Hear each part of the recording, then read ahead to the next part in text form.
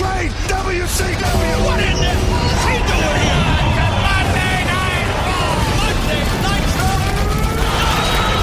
He is broken. Austin 316 says I just whipped your ass. Brett Scream Brett. The new world order, brother. Let's get this. We are at war.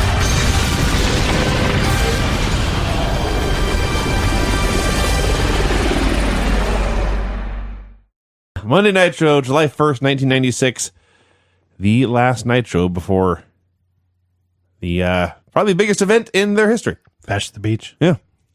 By this time, by the way, it was pretty much well known that Hogan was going to be the third man. Was it? I know there's like a urban legend that nobody had any idea, but everybody knew. Hogan blabbed. Yeah. I can tell you I didn't know, but my my knowledge of wrestling came from the TV shows, the after magazines, and do we have Prodigy then by now? I was going to say, how's that any different from your wrestling knowledge today? Twitter. I see. God, can you imagine if there'd been Twitter back then? Holy smokes. Can you imagine these wrestlers in the 90s with Twitter? You think it's bad nowadays? There have been a lot of cocaine-influenced tweets. Holy shit, It I would be cannot very imagine. fun. Imagine the pictures. Oh. Yeah. Instagram and 90s wrestlers a bad thing. Snapchat. Good thing. Well, It depends on your... yeah. Yeah. If you are their lawyer or not. So anyway, Tony Schiavone and Larry Zbyszko were opening the show. I'm going to try really hard to try to make this review entertaining, because By the way, show sucks. This is a very boring show. this episode, I realized that I don't like Larry Zbyszko as an announcer. Did you say this last week too? Well, Probably. last week it started. This was the week where, I mean, I first started to notice it last week, and then this week he was turning it on big time. Yeah. Oh, man. It's too bad I'm an announcer. If I was a wrestler, we wouldn't be worried about these fucking outsiders. That's right. Like, really, Larry Z? You idiot. So Diamond Dallas Page interrupts. He said his ring had been stolen. He wanted the building locked down. As he's saying this, he is dressed in neon green and vibrant purple spandex. That's 1996, dude. That's my point. Yeah. This hurt my eyes. So, as they plugged Bash at the beach, Larry Zbyszko said, and he repeated this throughout the night, there was going to be a new world order of wrestling. So, did they steal it from him, or was he dropping hints? Does anyone know? Well, did Mean Gene drop the Outsiders thing last week? I guess this so. is what they've been calling them. So Yeah. I don't know. I always had the impression that it wasn't a... What's happening over here? We have our own invasion. My wife has done a run-in. Sorry. What's She's happening? apologizing. We're just going to stop the show and find out what's going on. I didn't want to stop. I was just going to have you help me fix this for a second. There's a problem? We have technical issues. We've got a problem. Do you want to hear a story? Please. Sure. Should we give her a microphone? Why don't you or- go get on Vinny's mic Sure. over there? I'll move. Believe me, you're saving this Nitro review. No. Sorry. No. My parents are outside, and I've been with my mom all weekend, I'm sorry. and Oh, Craig. I've been I've been teaching with her my mom for a weekend. It sucks. how to text and do things on the iPhone, like copy and paste text, Uh-oh. how to move your cursor, and then she's been angry all weekend because my dad can no longer text. So I finally get home. He's here. I look at his phone to figure out why he can't text, thinking he's like shut off his cell service or something. He has managed to lock his phone in like the sideways position, but of course the keyboard is, I don't know what he's Have you done a reset on it? but I don't even know. It's like, Hold down the top button and the... Hey, yeah, let me see it for a second. well, like I was that. just going to have you know how you do that thing where you just make it lock in the unlock from being stuck sideways or up Yes. and down? It's not locked, though. It's the problem. But like, I think it must be like the zoom in where the text is zoomed in because he can't see very well. So then the send button is hidden. So that's why he can't text, because he can't find the send button. Actually, what in the... Look at that. What happened? I was like, I need to go inside. Okay, hold on. Let me reset it here. And we'll He's see. turned it off and turned it back on. He says 20 times. 20 times? 20 times. Well, Do you the- know, they always say, Do the I did reset. the reset. Yeah. All right, we're going to reset the phone here. I've never seen anything like that. And then my mom says that This only happens in Negebauers, by the way. he No, that it the doesn't. computer guy came over to fix the computer and then it broke literally the next day. And so I asked, well, how did you try and fix it? And she's like, well, I got the flashlight and the screwdriver. I was like, you what? Like, I've never fixed a computer with a screwdriver ever. How about that? Fix it permanently with a hammer. Okay, think I fixed The it. fan is broken. How'd you fix it? I just reset it. He did exactly what Craig said to do. Well, I know how to reset a phone, you idiot. Okay, this is great. I said it when she walked in the room. Well, I know, but it's fixed, see? Yeah, it's texting. I thought it was going to be something so like complicated. No, you just Well- couldn't find the send button. Hilarious. Well, yeah, I in all the years I've used the iPhone, I've never seen that, ever. Yeah. Which happens Poor all guy. the time when something happens with your phone And you know what? On my or your mom's computer. on my mom's iPhone, right? She's had this since Christmas. She on like you go to the home screen and you open and you see all your icons. Yeah. For some reason, she's got one icon on the first screen, and then she has to swipe left to get all of her other icons. It's so great. Can you fix that for her? I don't want to. Oh, Okay, I'm gonna give this back to my dad. okay. Goodbye. Whitney and I gotta explain this to everybody. Whitney and I have the same phone, and we have the same computer. Everything is exactly the same, but this only happens to her. The things that happen to her phone and computer are mind-boggling to me. I don't know how it happens or why, but that was a perfect example of a Negebauer issue right there. Where were we? We hadn't even actually discussed the first match yet. No. Oh, yeah. We're talking about Diamond Dallas Page's ring gear, which was historic and monumental. Anyway, opener was Harlem Heat versus the Steiners. As we've mentioned, Scott Steiner was in his journey here to become the largest human being in the world. So Booker T, who is no small man, he's in the ring, and he's getting suplexed all over the place, as the Steiners are wont to do. Did you mention it was a tag title match, by the way? I don't know if I mentioned the titles were on the line. I just wanted to throw in that they have, in fact, upheld Yes. the tag title change last week. Yes. Which occurred when 16 men were in the ring With at guns. the same time. With guns. guns. Fucking Patrick. And then they do a rematch, and it's not even the old champs getting a title match. Oh! I mean, come on. That's not fair. So, point here is Scott Steiner grabs Booker T and just presses him way over his head. He's big and scary and terrifying. All I know is I never, and maybe if Lance is listening, he can explain, but I never had the impression that the WCW ring was all that hard. But Harlem Heat is just being thrown all over the land, and they are landing, and it looks so painful. They land on this ring. Yeah.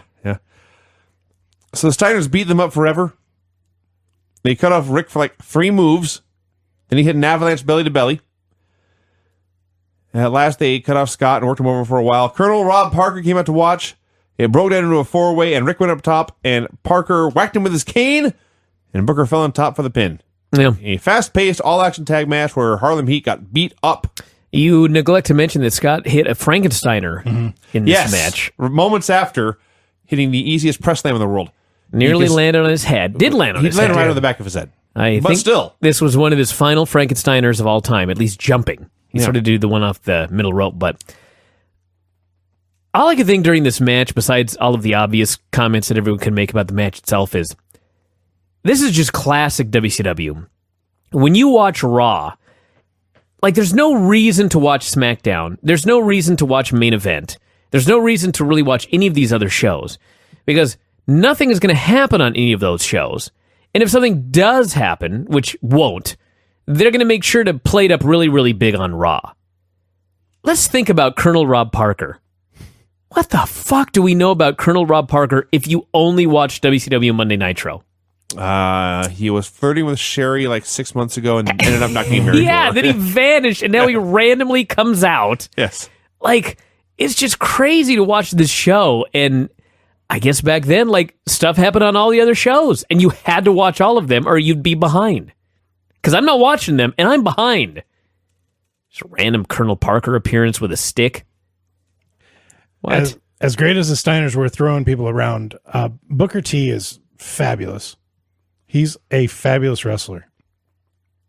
And Thank you, Craig. hold on. There's more. There's more. There's more insight. There was a He's black. right, Okay, just checking. and so is his brother. Anyway, there was a spot where Rick was going to do a power slam, a running power slam. We whipped him into the ropes, and Booker T jumped so high that he actually started to go over Yeah, Rick. great It was- athlete. Oh my goodness, he's spectacular. Of course, isn't it Lance that said you want to wrestle Stevie Ray and not Booker though? I don't think it was Lance. It was Lance actually said that Booker never touched him. No, okay, But I did hear from people that said you want to wrestle Stevie, I could see that. but not Booker. Man, I got to give Booker one more praise, one more moment of praise here. I already called him a fabulous wrestler. I did watch Tough Enough last week, and the show pretty much sucks. But all of these geeks that are contestants on this show, with the exception of Sarah Lee, who is what? Sarah Lee. Yeah, Okay, she's the best thing on that show. Her and ZZ. Cakes? If they don't win, then this show is a work. But anyway, 99% of the people in this show are complete geeks. And at the beginning of the show, they're all in the ring looking awkward. And Booker T walks into the room. And when this guy walks into the room, you know how they say that, like, when a superstar walks in the room, it's like all you can see. Like, he just owns the room. That's Booker T. He walked into this room and he was a superstar. And everybody else was a geek. That includes Billy Gunn. Just want to throw that out there. This man knows how to carry himself like a champ. Gene Okerlund interviewed the Four Horsemen at Ric Flair's special dinner table. A rare, boring interview with the Horsemen. It was amazing. It was, in fact, a boring Horseman interview, but they had 4 wrestlers out there and 3 female valets and Gene Okerlund, and everyone spoke. And it was Yeah. still shorter than a typical Seth Rollins promo. Well, everything is. Yes. Although, to be honest, this one was not much more exciting than a typical Seth Rollins Spring promo. is shorter than your average Seth Rollins promo at the beginning of Raw. you know what it's not shorter as? Glacier. He still has not arrived. That No. is true. And it's Glacier. He must be going. Should have been a running gimmick that he's still not here yet. It became one. Yeah. It wasn't intentional. But it's been like 2 months now. All I got to say, let's just cut to the chase and get this over with. Boring interview. It was designed to, A, alert us that they're still spending Randy Savage's money. It's nice to know that someone in wrestling had a lot of money, unlike nowadays where they're all near poverty. Randy Savage had so much fucking money that the entire Horseman clan and their women were spending as much as possible every single week, and there was still unlimited money. It's like a pot of gold. And the other key is that they were announcing that the main event of this show was the Horsemen against Joe Gomez and his crew. Talk about being cocky that you're winning a ratings war. And they were. They were killing Raw. Yes. And they were just like, what the hell? Let's put Joe Gomez in the main event. And they did. And they won. Joe Gomez. On the subject there of horrible wrestlers on TV, or horrible segments on TV, I should say. Oh, this Disco shit. Inferno versus Kurosawa. Oh, my God. Oh, So they're having this match. let me talk about the finish. They're having a total comedy match because that's all Disco Inferno does. And suddenly his music plays. And out comes, I guess, who was supposed to be Roy Orbison, a fake Sure. Disco Inferno. I wrote another disco dancer. I looked at him and said, "There's nothing disco about this man." And No, no, he looked like the king. he jiggles down to the ring. And Elvis, not Burger King. Yeah, right. This distracts Kurosawa. A disco ball drops from the ceiling. So bad. Disco swings the disco ball into Kurosawa. Kinda. And this kills Kurosawa. Apparently, this is not just a disco ball. This is No. a wrecking ball. You don't with, understand, Vinny. You don't understand. If I dropped a wrecking ball from the ceiling of this room and you stood 2 feet in front of it and I pushed it towards you, Right. you would not feel it, Okay. much less be killed. Right. And this was a disco ball. Yeah. And then Disco pinned him. This was so bad. This is so. It was the lightest. I like Disco Inferno personally. We get along personally. We completely disagree about everything in pro wrestling. Right. But as I don't know if I could say we're friends, but let's just say we are. As a friend, he was responsible for every terrible thing about pro wrestling over the next 2 decades. It all started with every appearance he made on Nitro. Well, he did suggest building the evil architect, That is true. yeah. He had one great idea. which never actually showed up. He just No. talked about it. Oh This my God, disco this was ball bad. finish. This was turn the channel before someone catches you watching wrestling bad. Can you imagine if you're Kurosawa and like you trained in Japan in the dojos? You're the And young then boy. weekly- You work your way up. Yeah, Weekly Gong magazine talks about how you were pinned after being hit by a disco ball. It was Jesus God when I almighty. say that this was probably the lightest disco ball attack I've ever seen. It is the only one I've ever seen. It may as well have been a beach ball. Your son Cameron could have taken this shot. He brushed up against him, and Kurosawa grabbed his back, stood up on his tiptoes, and screamed and took a bump. Well, how else would you sell it? I'll tell you how. Not. It looked phony. That's all I'm saying. There's no good way to sell this. Would it have been that bad for him to swing the disco ball into Kurosawa's back, and Kurosawa doesn't sell it one bit, turns around and Kicks the disco karate ball. kicks him in the neck and pins him? That would have been a great finish. This was terrible. So this was a terrible Impact segment before Impact was born. Oh, God. Let's not insult Impact in this way. They had a barbed wire Christmas tree once. At least it was made of barbed wire. This was a disco that's- ball I thought about that that. killed Kurosawa. If this would have been a barbed wire disco ball, that'd been something different. It wasn't. Oh, God. So from there, we go to Scotty Riggs versus DDP. I won't lie. I didn't watch 1 second of this. I'm still recovering. This is where Zbyszko really ticked me off. Just burying Scotty Riggs the whole time, saying that, he's nothing without Buff Bagwell and this and that and the other thing. It's like, Yeah, he sucks. you're so bad at your job. He was terrible. So we got a Hacksaw Duggan inset promo. He denied stealing Page's ring. Most of the match was Page using an abdominal stretch. Scotty made a comeback for 1 minute, and then Page won with a diamond cutter. Gene then interviewed DDP, who vowed to beat Hacksaw. And all I could think of this whole time was between Disco Inferno's disco ball and Diamond Dallas Page in the hunt for his missing ring. No wonder fans cheered for the NWO. I know. We'll get to This that. show sucks. We'll get to that. Greg Valentine versus Randy Savage. Oh, God. I got to talk about this. Savage comes out with his face paint on, and Greg Valentine's coming down to the ring. And I don't know why the announcer said this, but they explained to us that Greg Valentine never does anything fast. They sure fucking called it. I have never seen a man move so slowly in a match with the Macho Man, Randy Savage. They do this match, and the top of the hour is coming. And I don't have any idea why, but they need to do fireworks at the top of the hour.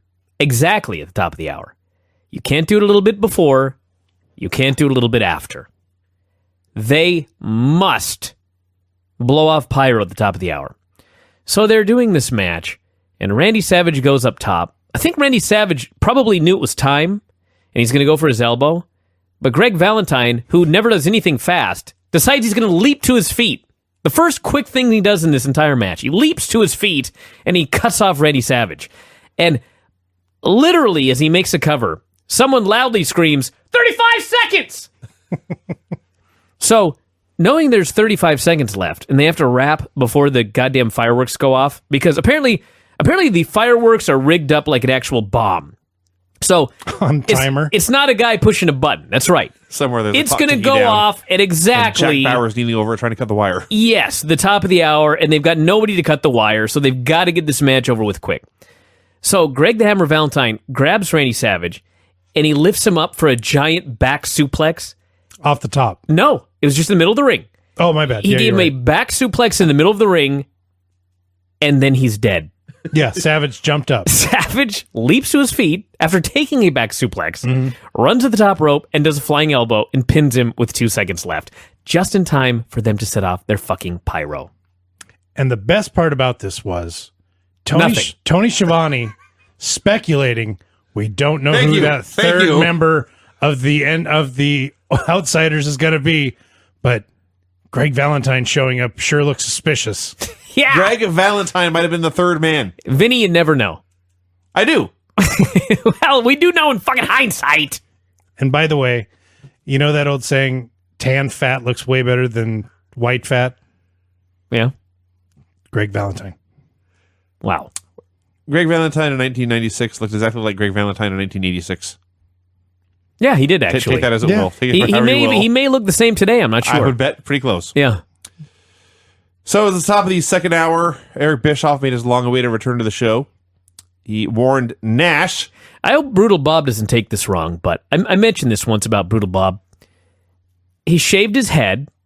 He has no tan. He's a strong man, but he's not like ripped to shreds. So he's kind of looked like about a 40-year-old man for about 10 years. Right. And he'll be able to remain looking like a 40-year-old man probably till he's 100. He's got it figured out. It's true. Just want to throw that out there for you, Vinny. You think I should shave my head? You should shave Absolutely. your head and just, remain overweight. Well, I'll meet you halfway. Okay. We got it. So, Eric Bischoff returned. He warned Nash that he had not impressed or scared anyone. This would all be settled on Sunday. At this point, Hall and Nash come through the crowd with burgers and Cokes, and they have tickets, and so they can't be kicked out. I did love it because Bischoff, first he cuts his tough guy promo, and he's saying, I don't know what that Kevin Nash was thinking, but he better been trying to impress anyone because he didn't scare anybody. And he's doing this mean look into the camera. And then they show up, and he starts pissing his pants. And he's like, I want him gone. And he's crying that they need to be gone, and then one of them pulls out a ticket. Mhm. And the promoter, Bischoff, goes, that's free country. Just let him stay. That's what happened. Yes. So this led to John Tenta versus the Giant. Shark versus Giant 2. Yeah, this was not good in any way, but it was so much better than the last one. God, can you imagine if you were the outsider showing up and This this is- was the match you saw from the front row? This whole show. Not enough buttered popcorn in the world to make this worthwhile. So You know what's funny is the match was terrible, Yeah. but then in like the last 30 seconds, Tenta does this crazy comeback. Does this thing off the middle rope. He does a big standing drop kick. Yes. I'm like, what got into this guy? And then Sullivan and Jimmy interfered right in front of the referee, not a DQ. And the Giant hit the chokeslam for the pin. Some things never change. I was telling Vinny this on the way here. I knew John Tenta was a large man, and then I saw him in the ring with a Giant. It's like, oh my gosh, that's a very huge man. He was huge. he was huge, and then Giant grabbed him and body slammed him with ease. Yeah, Giant very was very good. Giant was scary. So, yeah, that was the whole match. And Big Bubba was out there, and they shaved Tenta's beard again. Only half. Only half. And Okerlund interviews the Dungeon, and Bubba challenges Tenta to a silver dollar on a pole match. Yeah. Because what we need is Big Bubba and John Tenta trying to climb. That's the idea. They're going to climb a pole. In fact, I already remember what happened. So, They booked a pole match, because I know you're not watching it, Vinny, so I'll spoil it. all right. They book a pole match between Big Bubba and the Shark. Mhm. And I don't know if they knew going in. It's WCW, so I presume they didn't. But the day came and someone realized they're too fat to climb. And so Jimmy Hart ended up being the guy Aha! that climbed the pole and got the gimmicks. That's actually a clever way out of that situation Yeah. that they booked themselves into. So, Dungeon's getting a promo. Giant's going off about how Tenta deserves his fate after leaving the Dungeon of Doom, and the Horsemen are jealous because he's the world champion. And then Sullivan starts to address the Horsemen, but he's completely distracted by the Outsiders. He's looking over at them, he's losing his train of thought, and he just stops. And so Giant comes back to save the day, and he turns right into the camera and starts screaming about how the fire burning in his soul, how terrifying he is, and to think they don't want people to look into the camera anymore. Yeah. It's amazing. Giant was great. Except in that match with the Shark. He was not great all the time, but he had moments of greatness. Big Show was on Jericho's podcast last week. I heard it was very good. Tremendous. Go check it out. Well, after you get done listening to us. And I everything did get an else on the email site. from the Monster Factory. Not happy with the Big Show. Oh, did he Yeah. bury them? He buried him, and they called bullshit. I see. Yeah. They started a Rey Mysterio video package. This was hilarious. Even the Cruiserweight video packages got interrupted by the Outsiders. Yeah. The I don't know if this is the way it originally aired. It may have been because it's WCW, but there was no noise with this video package. So It's just his music. there wasn't even music. Yeah, there was. There was music. Was it music? They played Ray's music the entire time. Yeah, Ray's music was very quiet. So How did you watch this? Everything else I heard. On the computer? No, on the Xbox. That's weird. Unless they only removed it from the Xbox version. But Maybe they did because they played his music loud enough that it was the clearest I'd ever heard Rey Mysterio's music. It was just tone over and over, and a man going, huh, huh. are you sure that was the music you're listening to? Well, got another window open. All right, yeah. Anyway, yes, the video package, which was just clips of Ray and Dean Malenko, that gets cut off. Hall and Nash are storming through the crowd. They have a mic. They're talking about taking over the show. They're going towards the announce desk, but then Sting, Savage, and Luger come out to confront them. Soon the Steiners are out there. Then Sullivan and the Giant. Even heels like the Dungeon of Doom and DDP. There's a giant disruption. Brought the show to an immediate halt. The security is out there keeping them separated, and after about 6 or 7 minutes, the Outsiders are finally kicked out.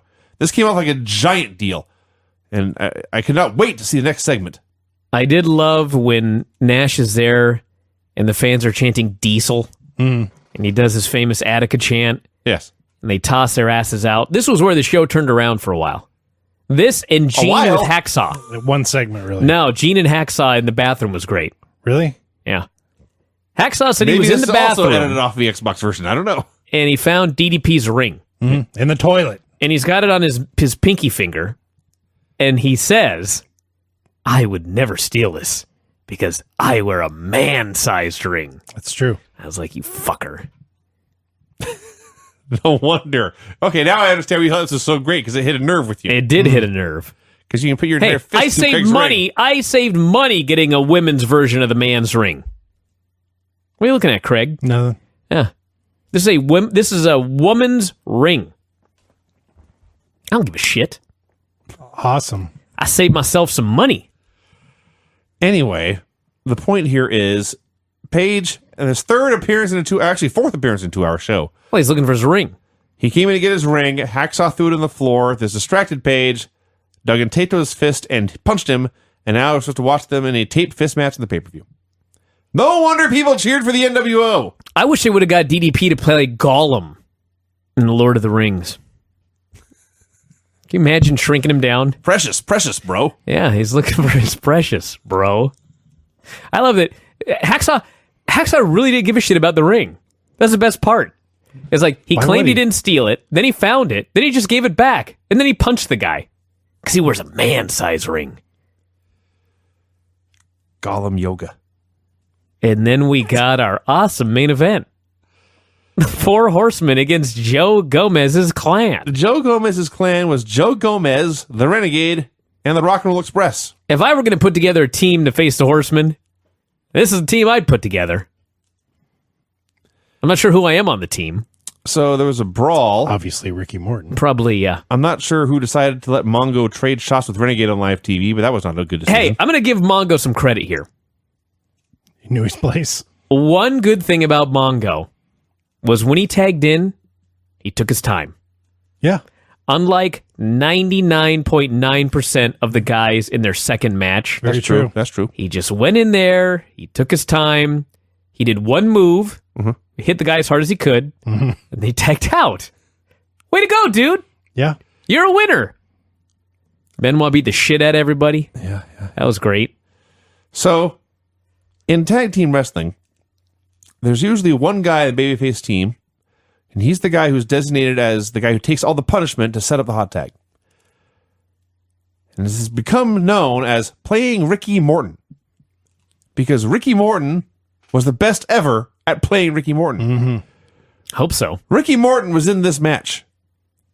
They got the heat on Joe Gomez. I got a better one for you. Ric Flair could have chosen any of these men to make a comeback on him. Now, if I were Ric Flair, I would have said, Joe, after Benoit chops the shit out of you, and Mongo hits you as hard as he possibly can, I want you to tag in Ricky, and he's going to run wild on me. Not Ric Flair! No. Ric Flair wanted a fucking challenge. So the hot tag was given to Renegade, who ran wild Ren A gate. Ric Flair. Gate, comma, Ren A period. Yeah. Wow. Yeah. So Renegade is doing his comeback. It breaks down into an 8-way.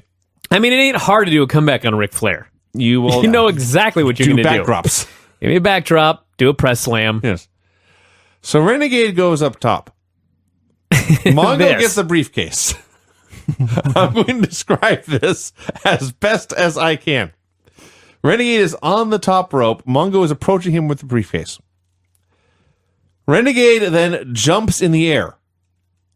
Mongo, apparently thinking, wait, I haven't hit you yet, tries to throw the briefcase at Renegade's feet.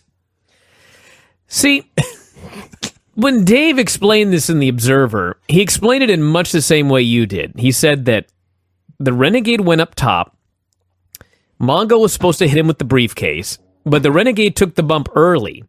And so Mongo, in trying to save it, threw the briefcase at him. That's pretty much, yeah. Okay, now the problem is, I read that before I watched it. And when I watched it, that's not really what happened. What happened was, Mongo is right there, and it's like Mongo knows before it happens that the Renegade is going to do a phantom flip bump. Because literally as the Renegade starts to do a flip, Mongo's already throwing the briefcase. I have no idea what anybody was thinking in this moment. I have no idea. The briefcase may have hit the ground before the Renegade did. That's how quickly Mongo was throwing this goddamn briefcase. Renegade clearly fucked up, but Mongo's reaction was like, what was happening? One guy did the greatest fuck up of his career, and the other guy took a terrible situation and made it a million times worse. But that and I'm not sure who was which. Yeah, there wasn't even a situation when he threw the briefcase. I don't know. So then, by the way, Renegade, either way, the spot is you will be knocked off the top rope, do a flip bump and land on your back. Right? Yeah. He just barely made it over. Oh, He almost man. just pile drove himself right into the mat. He was waiting for someone to push his ass, and it never happened. I guess. So Flair comes over and wins the figure 4. Which Perhaps is a shocker. The worst 4 horseman tag match of all time. I think that was the first figure 4 victory in 1990s. It's rare. Best part about this match is you remember Bobby and Mongo used to sit at the booth together. Bobby used to flip him off. Oh, Bobby's done a complete 180. And Bobby in this match just praised Mongo and kissed up. And Bischoff was yelled at him. tremendous. Bischoff called him out on it, and he basically didn't deny it. Yeah. He said, I've changed my mind.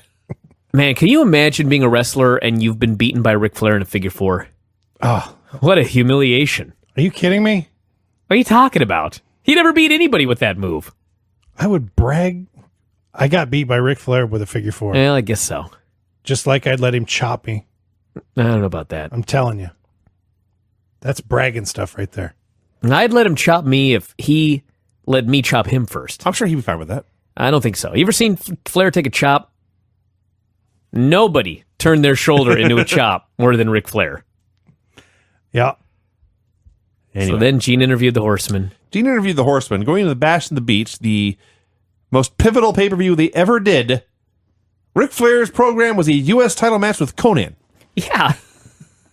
Well, it wasn't needed. They had other things. That's clearly. Well, Flair killed time for a month. So, this went on for a while, had no point or value. By the end, this is one of the worst 4 Horseman segments of all time. This show, without the NWO, was a disaster. Well, the end of the show, the NWO is being escorted out, and Nash is there, and to cut to the chase, Nash is trying so hard to be the coolest guy on the whole show.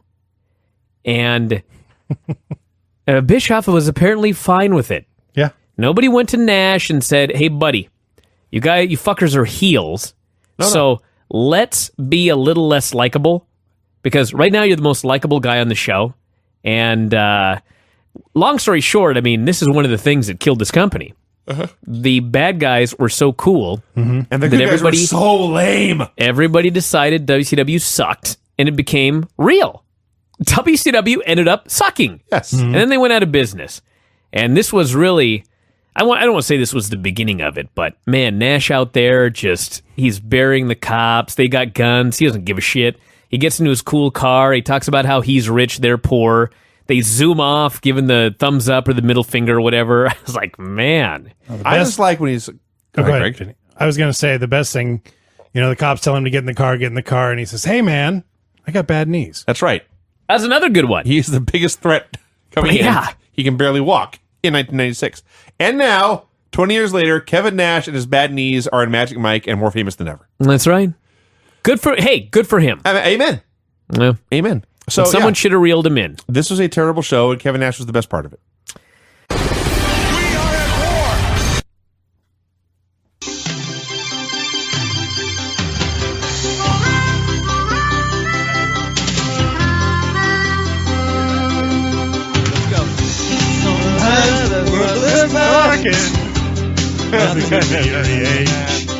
It's Vinny and Sean doing a duet.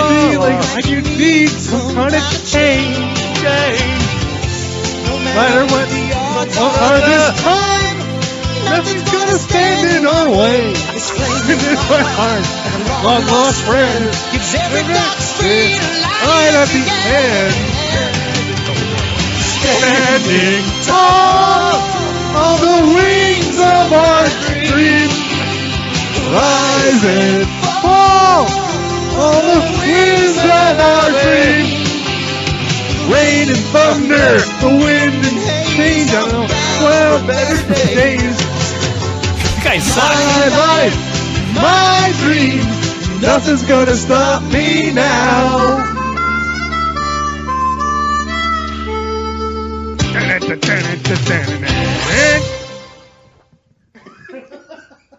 I'm pretty sure you were both sober. You're welcome. Sean sounds like a Muppet when he sings. Oh, yeah. Oh, yeah. True. Wow. Oh, God. Why don't we do Sunday more night karaoke karaoke on party, this show? everyone. Jesus. Sunday night in Las Why don't we? Vegas. I got everything here for you to do karaoke, Vinny. There's karaoke songs we can play. You got a nice mic. Maybe sometime we'll do that. This Christmas show is going to be nothing but singing and revelry. Great. Yeah. Fuck the calls this year. I'll bring my guitar. What I'll do is We'll do a concert. everyone I call, we're not going to talk to. They'll just throw out the name of a song. And then Vinny will drunkenly karaoke it. Oh, man. I should have saved that. Should have kept it a secret. But I guess now we're committed. So be ready, Vinny. We'll do. All right, Nitro. This was an outdoor show from Disney Studios in Orlando. What the hell was Tony wearing? Was that not the first thing you noticed on this show? Honestly, I didn't at all. Actually, the only thing I noticed was Tony scowling, like he had been. He was scowling. None of you noticed what he was wearing? No. Oh, my God. Even Craig? Can you bring it up on the TV? We'll check it out again. All right, Are keep you- going. we're I'm doing going to that, find Like it. a polo shirt or something. Oh, God, no. It was an outdoor show at Disney Studios. It was a small crowd in an open air environment, and I thought this is going to be a disaster. But they did a great job of miking it, so it sounded like there were more people there than they actually were. And it was also really cool because the show started, it was daylight, and by the end of just 2 hours later, pitch black. Actually, by about the middle of the first match, it was already getting dark. Yeah. So this is also the first Nitro after Bash at the Beach, where Hulk Hogan formed the NWO with Scott Hall and Kevin Nash, turned on all the fans, told them to stick it. And Shivani and Zbyszko were just disgusted by all this. And they promised pictures of what had happened in the second hour. That's right. I did like they were showing the who beat who. That was novel. They did, especially because Ray beat Psychosis and Dean Malenko beat Disco Inferno. And that led to Ray versus Dean in a title match here in the opener. That's right. By the way, for you following along, we've had a bunch of people ask this. This is Nitro number 43 on the network. People always ask, but go back exactly 19 years. And it will always be the one we're watching. Use the same date. To the date. That's right. 19 years ago to the date. You'll always be on the right one. All right, you guys. I'm loading up this edition of Nitro right here. All right. You must see this monstrosity that is the T-shirt of Tony Schiavone. I don't even know if it's a T-shirt. I don't even know what you would call it. The collar is what really got me. T-shirts don't have collars. Look at that. That's a polo shirt. What the hell is said that? polo shirt? It's a pretty ugly polo shirt. I'll grant you that. Pretty And there's ugly. Something weird about the collar. But It looks like there's a butterfly trying to get out of his T-shirt. a gray butterfly. Yeah. That's the ugliest shirt I ever saw. It's pretty bad. And you can imagine seeing some of the things I've worn in my lifetime. Including the tank top I've got on Thank right you. now. What are Thank you wearing right very now? much. That is the blue and teal and orange tank top you're wearing. I was coaching today, and one of the moms came up as they were leaving. And first she goes, is Whitney here? She's going to go up to Friday Harbor. Oh. But anyway, then she goes, I really like your tank top. Oh. And I look behind her, and her very young son is wearing the exact same tank top. I see. Started off.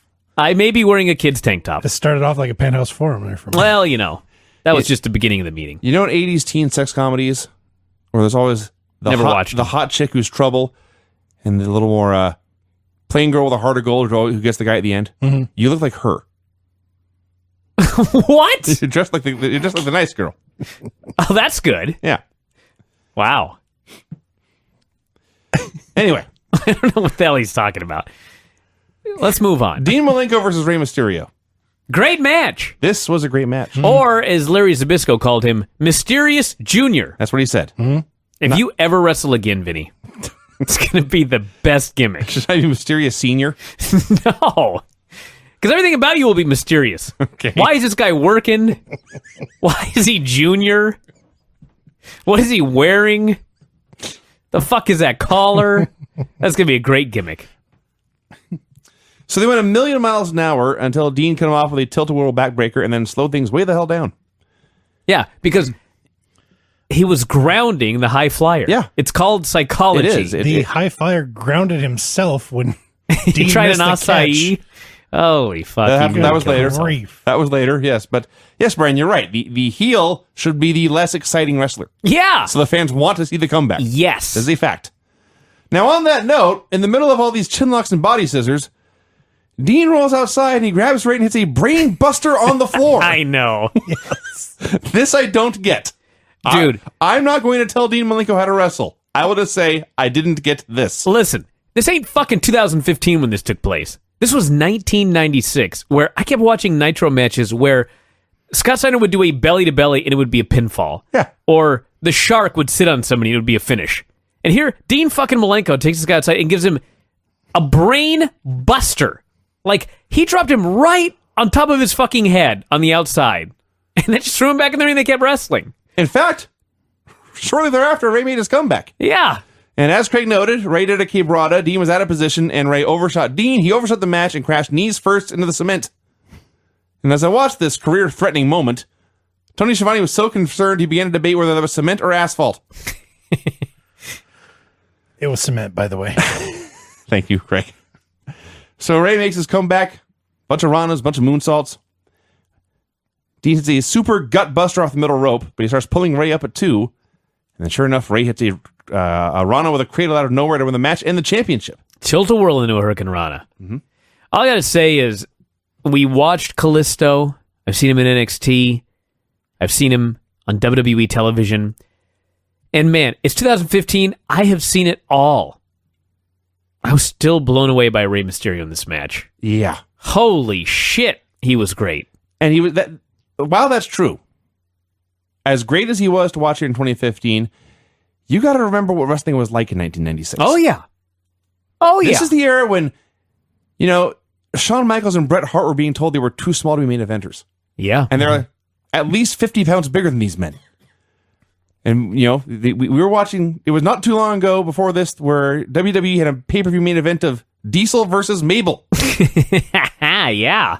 A winner of a match. You put these two guys, you know, the champion here was the Giant, and he was feuding with Scott Norton. Just monsters everywhere. And then you put these tiny men in at 1,000,000 miles an hour, whipping all sorts of ass, and it literally revolutionized everything. This was a big deal. You really undersold this top rope gutbuster. So he broke JL's arm. Dean had him on his shoulders. He launched him high in the air. Dean came down and waited. And true. he tied his shoes. That is true. Well, that's not true, but And he ran out and got a soda, came back in, placed his knee in position, and then Ray fell upon it. It was very high. Yeah. it was pretty spectacular. Gene Okerlund was backstage with the Nasty Boys and the Steiners.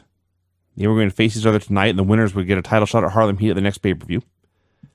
So Scott is ranting and raving, and I don't think he actually formed a complete sentence at any point. Oh, yes, he did. All right. Oh, yeah? Yeah. What was the sentence? Sags was mouthing off, and he says, "Watch it or I'll knock your other tooth out." Oh.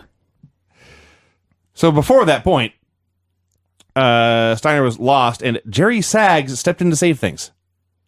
And that was the whole theme of this promo. Everyone got a chance to talk, but it was the Nasty Boys carrying things, and I didn't think that was possible. Well, it was an aberration based on their interview later. All right. We'll get to that. That's a good point. We'll get to that. Glacier is still coming. Yes, he is. It must have been like at least 3 months by now. Is he on foot? Actually walking in from the Himalayas. He's on ice. He hasn't thawed yet. So you say one thing for WCW. I mentioned on Raw, I feel like I have watched Big Show and Ryback 2,000 times. Brian, you felt the same way about Truth and Wade. WCW was never afraid to just throw random shit on TV because it was new. On that note, Big Bubba and Hugh Morris versus the Blue Bloods. Well, you got to remember, we are in a different era where on Raw, everybody works the same, and they've got an agent, and they go over their whole match for television because you got a limited amount of time. Obviously, the main event with Cesaro wasn't like that, but for most of the matches, you know, you go through the whole thing. Back then, I think it was largely like when we worked for Tim, where he would come into the locker room, and he would say, "You got 8 minutes. What's your finish?" And you would give him the finish, and he would either give you the thumbs up or the fuck no. And then you would go out and you would do the match. That is a fact, by the way. Yeah. So that's exactly what this was here. Blue Bloods against Big Bubba and Hugh Morris. They got their time and their finish, and they just went out there and had a match. Yeah. And when you got these four fuckers in the ring, you never know what's going to happen. And you are correct when you say that everyone in this era now, with few exceptions, wrestles exactly the same match, and guys back then were all different from each other. It's true. That's what made matches exciting. That is a big part of why this was so much fun, even if it was sometimes a train wreck.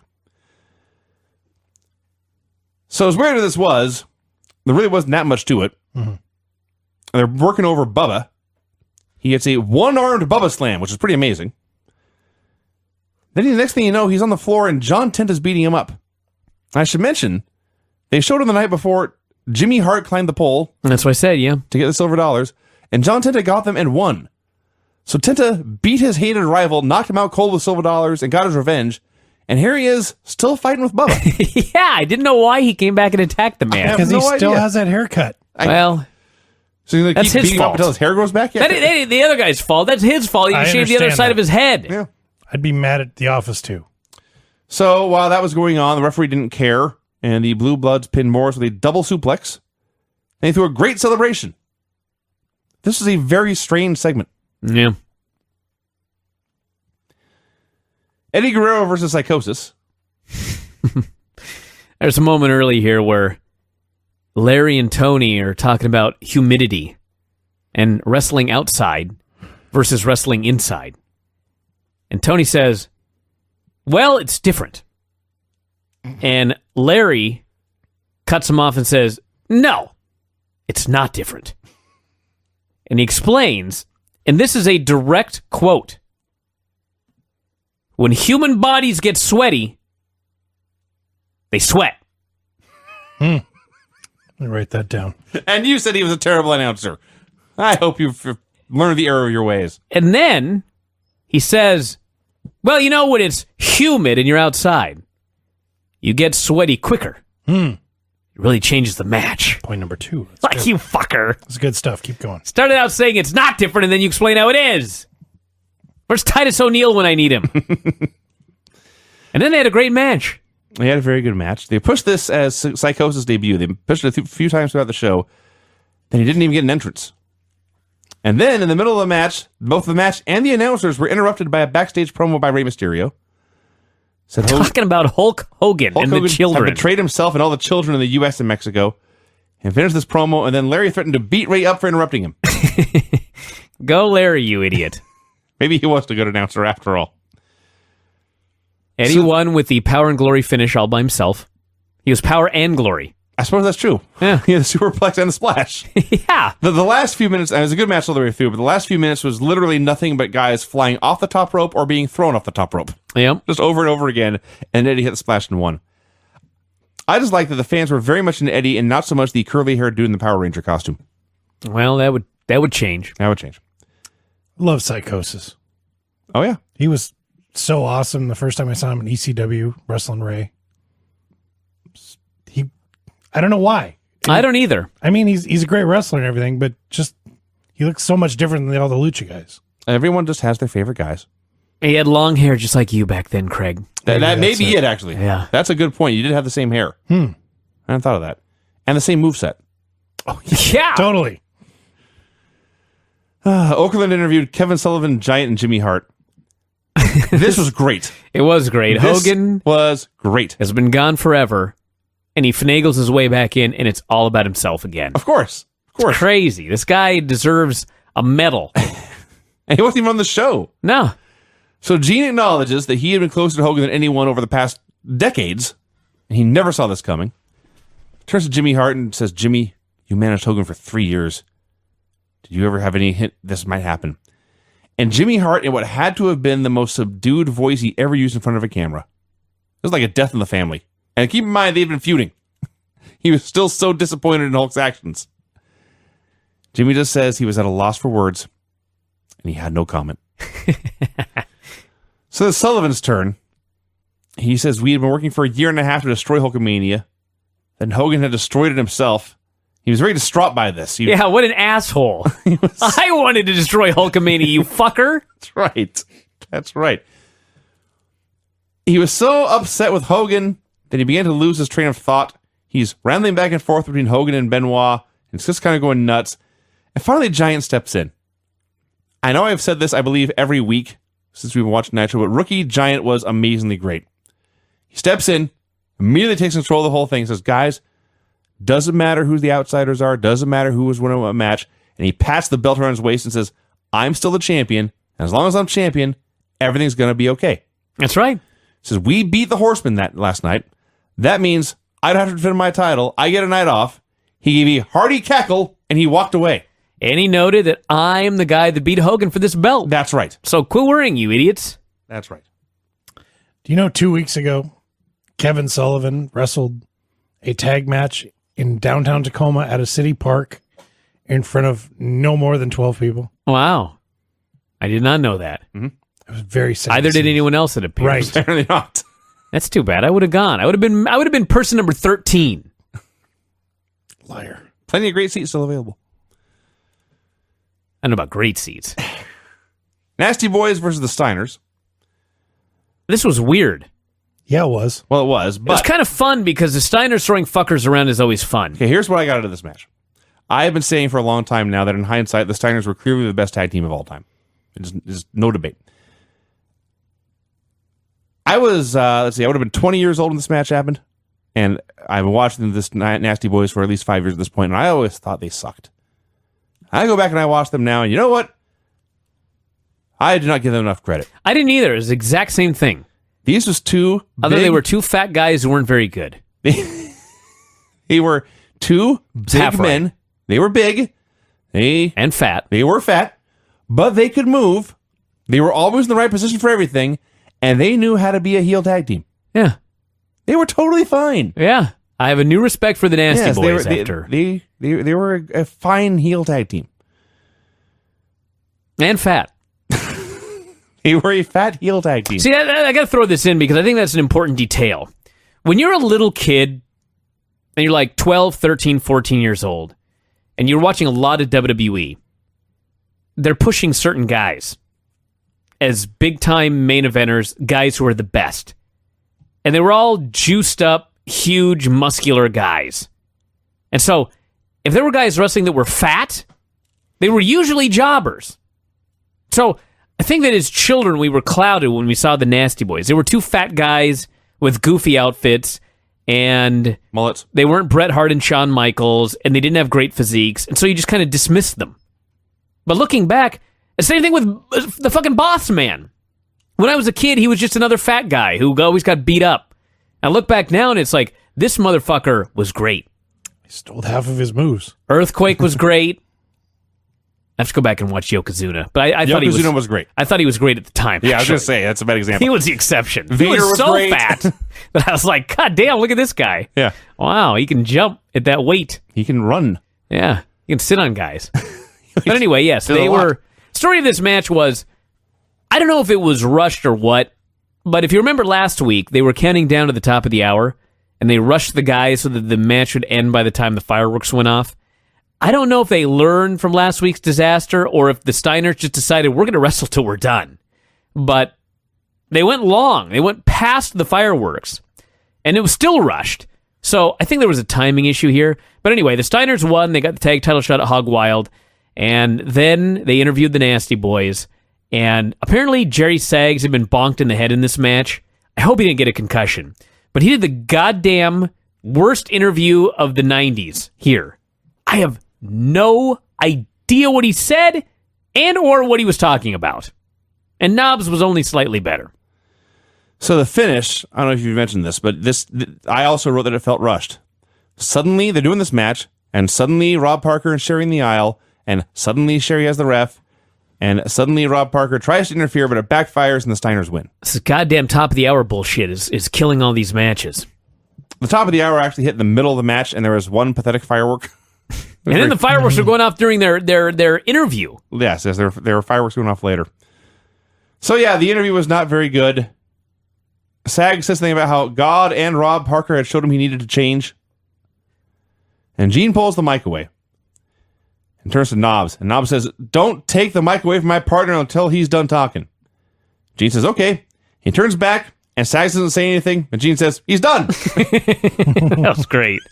Gene was the best. He's in the Hall of Fame, right? He's got to be. The Observer Hall of Fame. Actually, you know what? I don't know if he is. I don't think he They should is. kick out 15 guys to make room for him. I've argued this for a long time. Yeah, you said the fireworks started right at the top of the hour. There's just a few of them going off, and then they started lighting up the skies. And then the next match started. Vinny, go ahead. Well, the other key to this is that the Nasty Boys' point was they were tired. They were going to go back to doing whatever they wanted to do whenever they wanted to do it. So I thought it was like, I wrote, so this is a heel turn. I thought, wait a minute, weren't they already heels? I have no idea what's going on. The point I was trying to make is there was tons of fireworks going off, and Ric Flair's music hit. Well, that's true. And what a match. Ric Flair versus Jim Powers. Yeah. I have a question for you, Brian. Yes. Why did Ric Flair need to win the U.S. title from Conan? Why? Yeah. I don't know. You wrote a book about this, didn't you? Who gives a fuck? I'm pretty sure there was more important stuff going on. Yeah, this was the NWO invasion, and you're worried about Ric Flair winning the U.S. title from Conan. Ric Flair didn't need the title. Well, no, he didn't. John But Cena doesn't need the U.S. title today. It's true. I mean, he made the point that now he's the real champion, and the Giant better watch out. I don't know why. Okay, listen. You're all glossing over that. This is a Ric Flair special where he takes a wrestler who is competent and makes him look like the next great main event star. Yeah, Jimmy Powers. Jim Powers. So there's a point here where Powers makes a comeback. He's hitting backdrops and drop kicks and chops. He does the whip in the corner. And Flair does the flip in the corner to the outside. And then here's what he did. This was so awesome. He stormed around the ring, stomping his feet like an angry child, teeth gritted in frustration. He stopped to shout in the face of a fat fan. He then danced with woman to build his confidence. Then he danced by himself to build his confidence while still gritting his teeth in frustration. That's right. And after all this, he returns to the ring where he proceeds to beg for mercy. He immediately dropped to his knees to beg. I know this is not news, but Ric Flair is in fact the greatest wrestler of all time. I agree. That segment right there proved it. He could have an entertaining match with literally anyone. Now, notice I very specifically added the word entertaining because there's a lot of guys in this business that could have a match with anybody, but they could not necessarily have an entertaining match with anybody.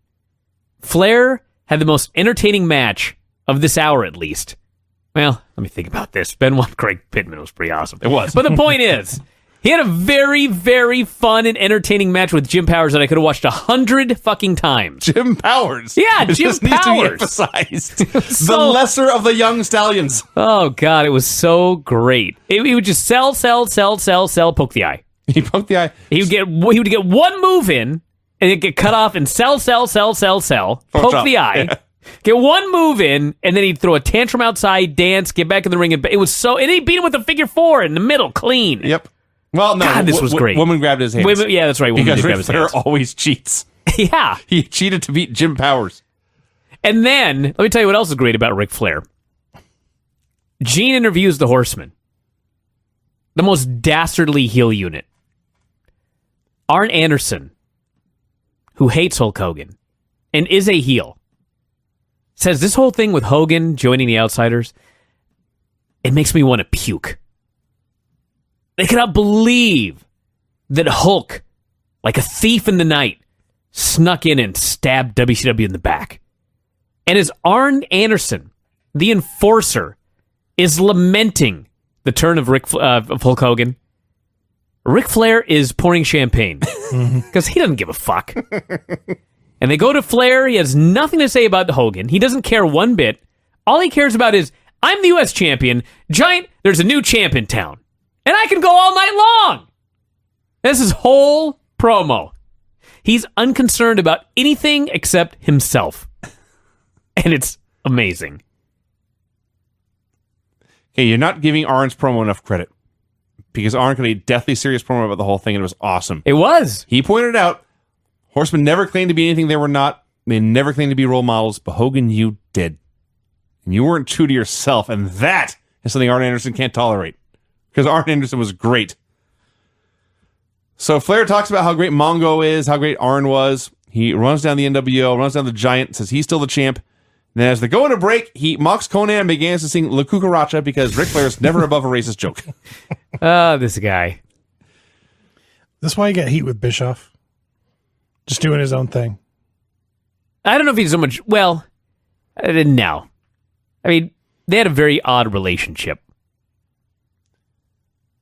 I understand many men had an odd relationship with Ric Flair. Yeah. He can be, from what I hear, he can be very hard to get along with. Flair? Yeah. Flair gets along with everybody. And I'm hearing wrong. Yeah. Maybe, well, Mick Foley. Maybe that's an exception. You know what? If those two are in the same room together, they'd be best friends. Now, yeah. They've had their ups and downs. Anyway. I talked to Kevin Nash on the phone one time, a long, long time ago. It was in WCW. And you can imagine the things that I had written about Kevin Nash, the things I'd said about this man. And I think I'd been on the phone with the DDP, and he said something like, I'm here with Nash. You want to talk to him? And I was like, it's a long fucking way away, so sure. So I got on the phone with Kevin Nash, and I could have been the newest member of the Clique. We were just the best buds, because that's the kind of guy that Nash was. You know what I mean? Mm-hmm. Everybody would tell you that, too. No matter what you think about Nash, no matter what you say about him or think about him or whatever, when it's you and him, best buds. I think it'd be the same way with Ric Flair and anybody. People will get mad at him. He'll get mad at people. Everybody cuts promos. You put him and Mick Foley in the same room together, and they'll be buddies. Just how it is. I know the show's gone kind of long, but you should tell the story about Canyon calling you with the trivia. I don't remember the story. You don't? I remember that. Wait a second. I vaguely remember. Come on. That's right. Tell the story. I can't remember who it was. Canyon called you. He says, Canyon? Brian, I need you to settle a bet. That's right. Yeah. What was the question? Is Fritz von Erich alive or dead? That's right. That's right. He called and he said, I need you to settle a bet. I've got, I don't know, $100 or something on the line. I think he had some sort of thing. And he goes, we can't figure it out, so I thought I'd call you. And I know you'll know the answer, and you'll settle this bet. And he said, Fritz von Erich, alive or dead? And I said, I think Fritz was alive at the time. I can't remember. Was he dead? Yeah. Must have been dead. It's a good thing he didn't ask me now.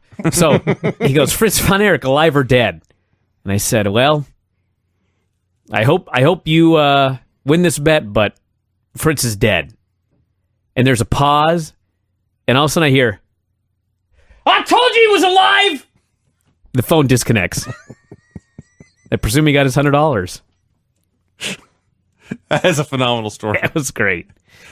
Oh, God. Anyway, Bischoff. Benoit and Craig Pittman. Okay. They talked about the show last night for a while. Who cares? Chris Benoit versus Craig Pittman. As you noted, this was awesome.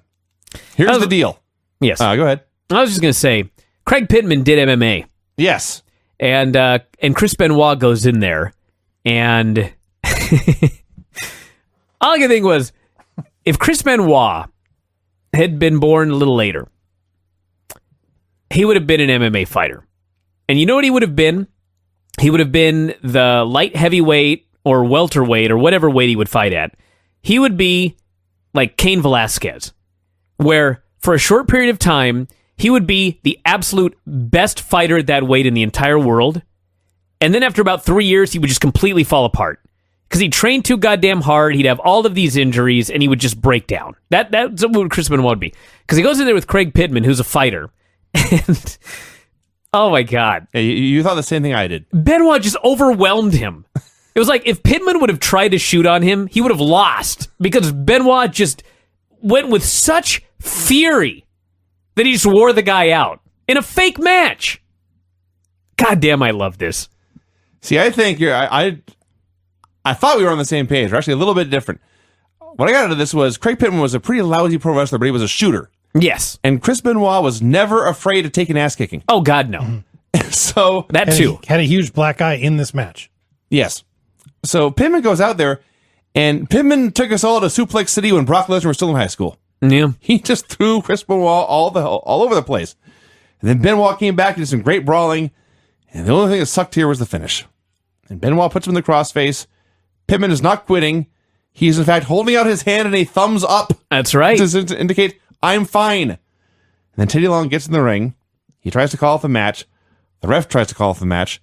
I don't know what the timekeeper was doing. He was on a break. But a good 15 seconds go by. Timekeeper was probably like, this can't possibly be the finish of this Maybe fucking not. match. So the bell finally rings. Benoit wins via referee stoppage due to corner submission. And Pittman's yelling at Teddy. And that was that. It was weird, but it was awesome. Yeah. I loved this while it lasted. Very hard-hitting match, and Bischoff actually referred to Benoit for the very first time as the Wolverine. Yes, he did. That's right. You know, the crowd at this point was dead. And when Dave was doing his report, he concluded that they had gotten tired. And I have a theory on that. I have a theory, too. My theory is this was at Disney.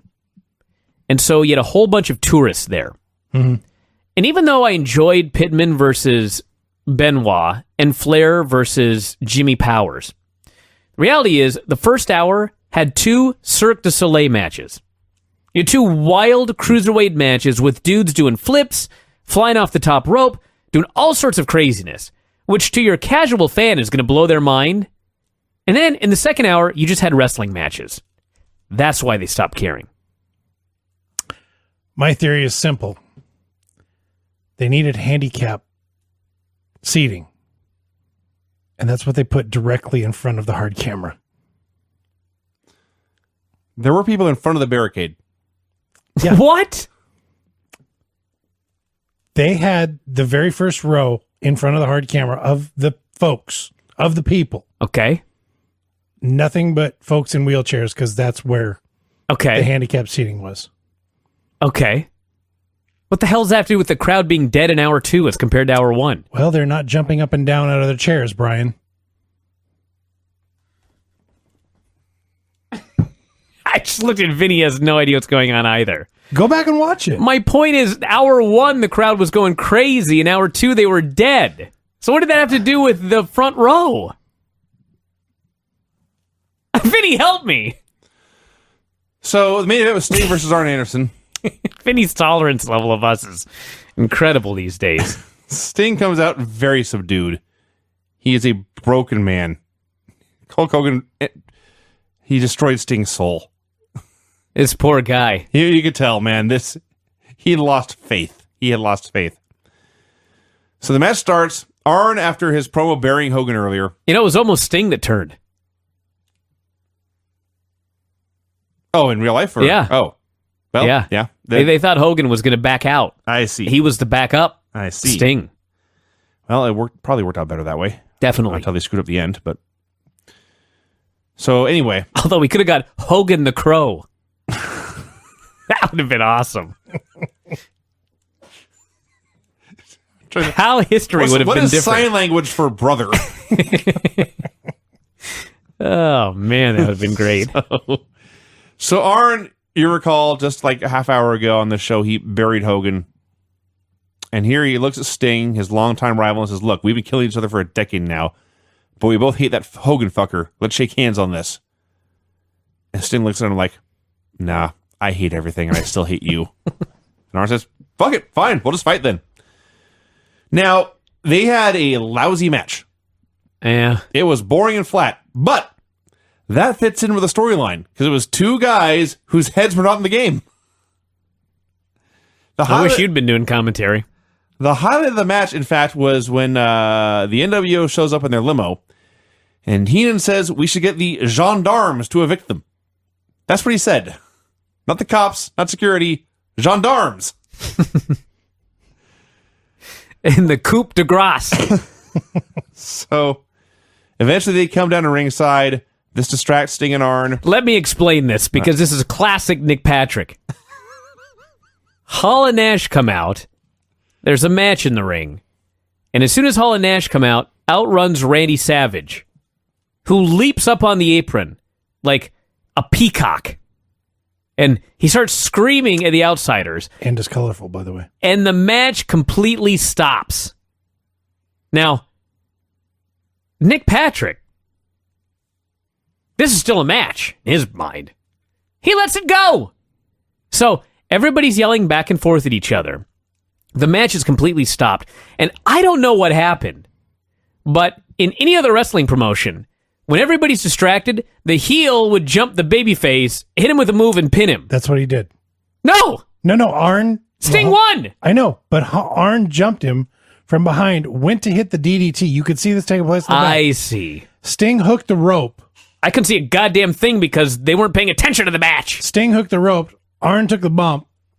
And then Sting put on his lock and it was Okay, that makes sense then. Still, Patrick will not stop a fucking match for anything. Even with 12 armed men in the ring. Armed men in the ring, a peacock on the apron. Jesus Christ, dude. So Sting wins. Arn disappears. NWO leave. And it's time for the promo. First of all, interesting what you just said about Sting, how he almost turned heel. Because by the end of this match, most of his face paint was gone, and he was, in fact, growing a goatee. Mm-hmm. There was evil in this man. So Sting cuts this promo. This promo was so awesome. He said, I should have known about Hogan. Should have known Hogan insisted on traveling in his own limo, wouldn't hang out with anyone else. Should have known about Hogan when he called himself, Savage, and Luger 3 little dogs who were waiting for a chance to wrestle him. But he made a mistake. Just like Hogan had made a mistake when he told all those fans who would support him to stick it. He said, Hogan, you're the one who can stick it. Oh. And I realized when I say this, and when I wrote it down, I realized how lame it sounds. Sting's delivery was so awesome. It was quite great. He was going to get this man for what he'd done. There was And no then doubt. Savage fucked it up. I don't know. Savage is pretty great, too. I don't know. I couldn't understand a goddamn word he said. I could. It was quite clear. He said, I can't explain what I want to do to Hulk Hogan here at Disneyland. But if you take the worst thing you can think of, multiply that by 9 million, then multiply that by infinity and beyond, that would still just be a grain of sand in the desert of what I want to do to you. Huh. These Deep. men were pissed. So Gene solemnly talks about how we're all still trying to figure out what's gotten into Hulk Hogan. It sounded like a news anchor breaking the news of a president's death to the American public. Sure. They go to break, and afterwards, Okerlund's interviewing Hall and Nash at their limo. Nash says Hogan built pro wrestling. He and Hall were the only ones who appreciated that.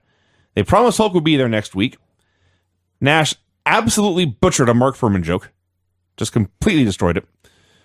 And Savage said... Nash always tried to throw in bullshit current events, and he always fucked it up. This is like a Dolph Ziggler delivery. Terrible. Gene had to try and save it. Yeah. And they said Savage was jealous of Hulk's movie career, and Luger hadn't gotten hurt in the match. He saw them, and he fainted. That's a good one. That was a fantastic line. Now, what's funny is after their promo, which pretty much sucked, Yeah. they go to the photographs from Bash at the Beach because they can't show video because they want you to buy the replay. And did either of you watch the match? I have not, no. I haven't watched this match in like well over a decade, I don't think. And the announcers are trying to explain what happened. And let me tell you something. If you didn't see the show and you only watched this recap, you would have no fucking idea what happened except somehow Luger got carted out and Hogan turned heel. They struggled to try to explain what happened in a very simple 2-on-3 match. Not 2-on-2. Or 3-on-2. Whatever the fuck it was. I don't even know because they did such a terrible job explaining it. Luger may have fainted for all I know as a viewer. Then they showed shots of all the garbage in the ring and ended with a Heenan promo. Tough guy Heenan. Actually, it was the best promo on the show in some ways. Bobby Heenan was great. Bobby Heenan was awesome. So, on the one hand, it was a fun show with 2 great lucha matches in the first hour. And it was a historic show. This was the start of the peak of WCW. But on the other hand, you could see the writing was on the wall. There were 6 matches in this 2-hour show, and 4 of them had bullshit finishes. How about that?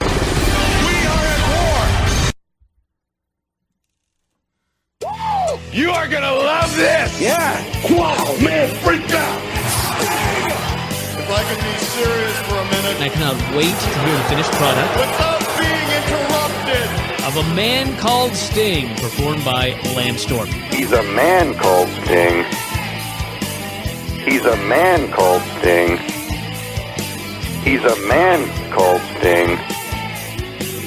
The man called Sting. He does this. He does that.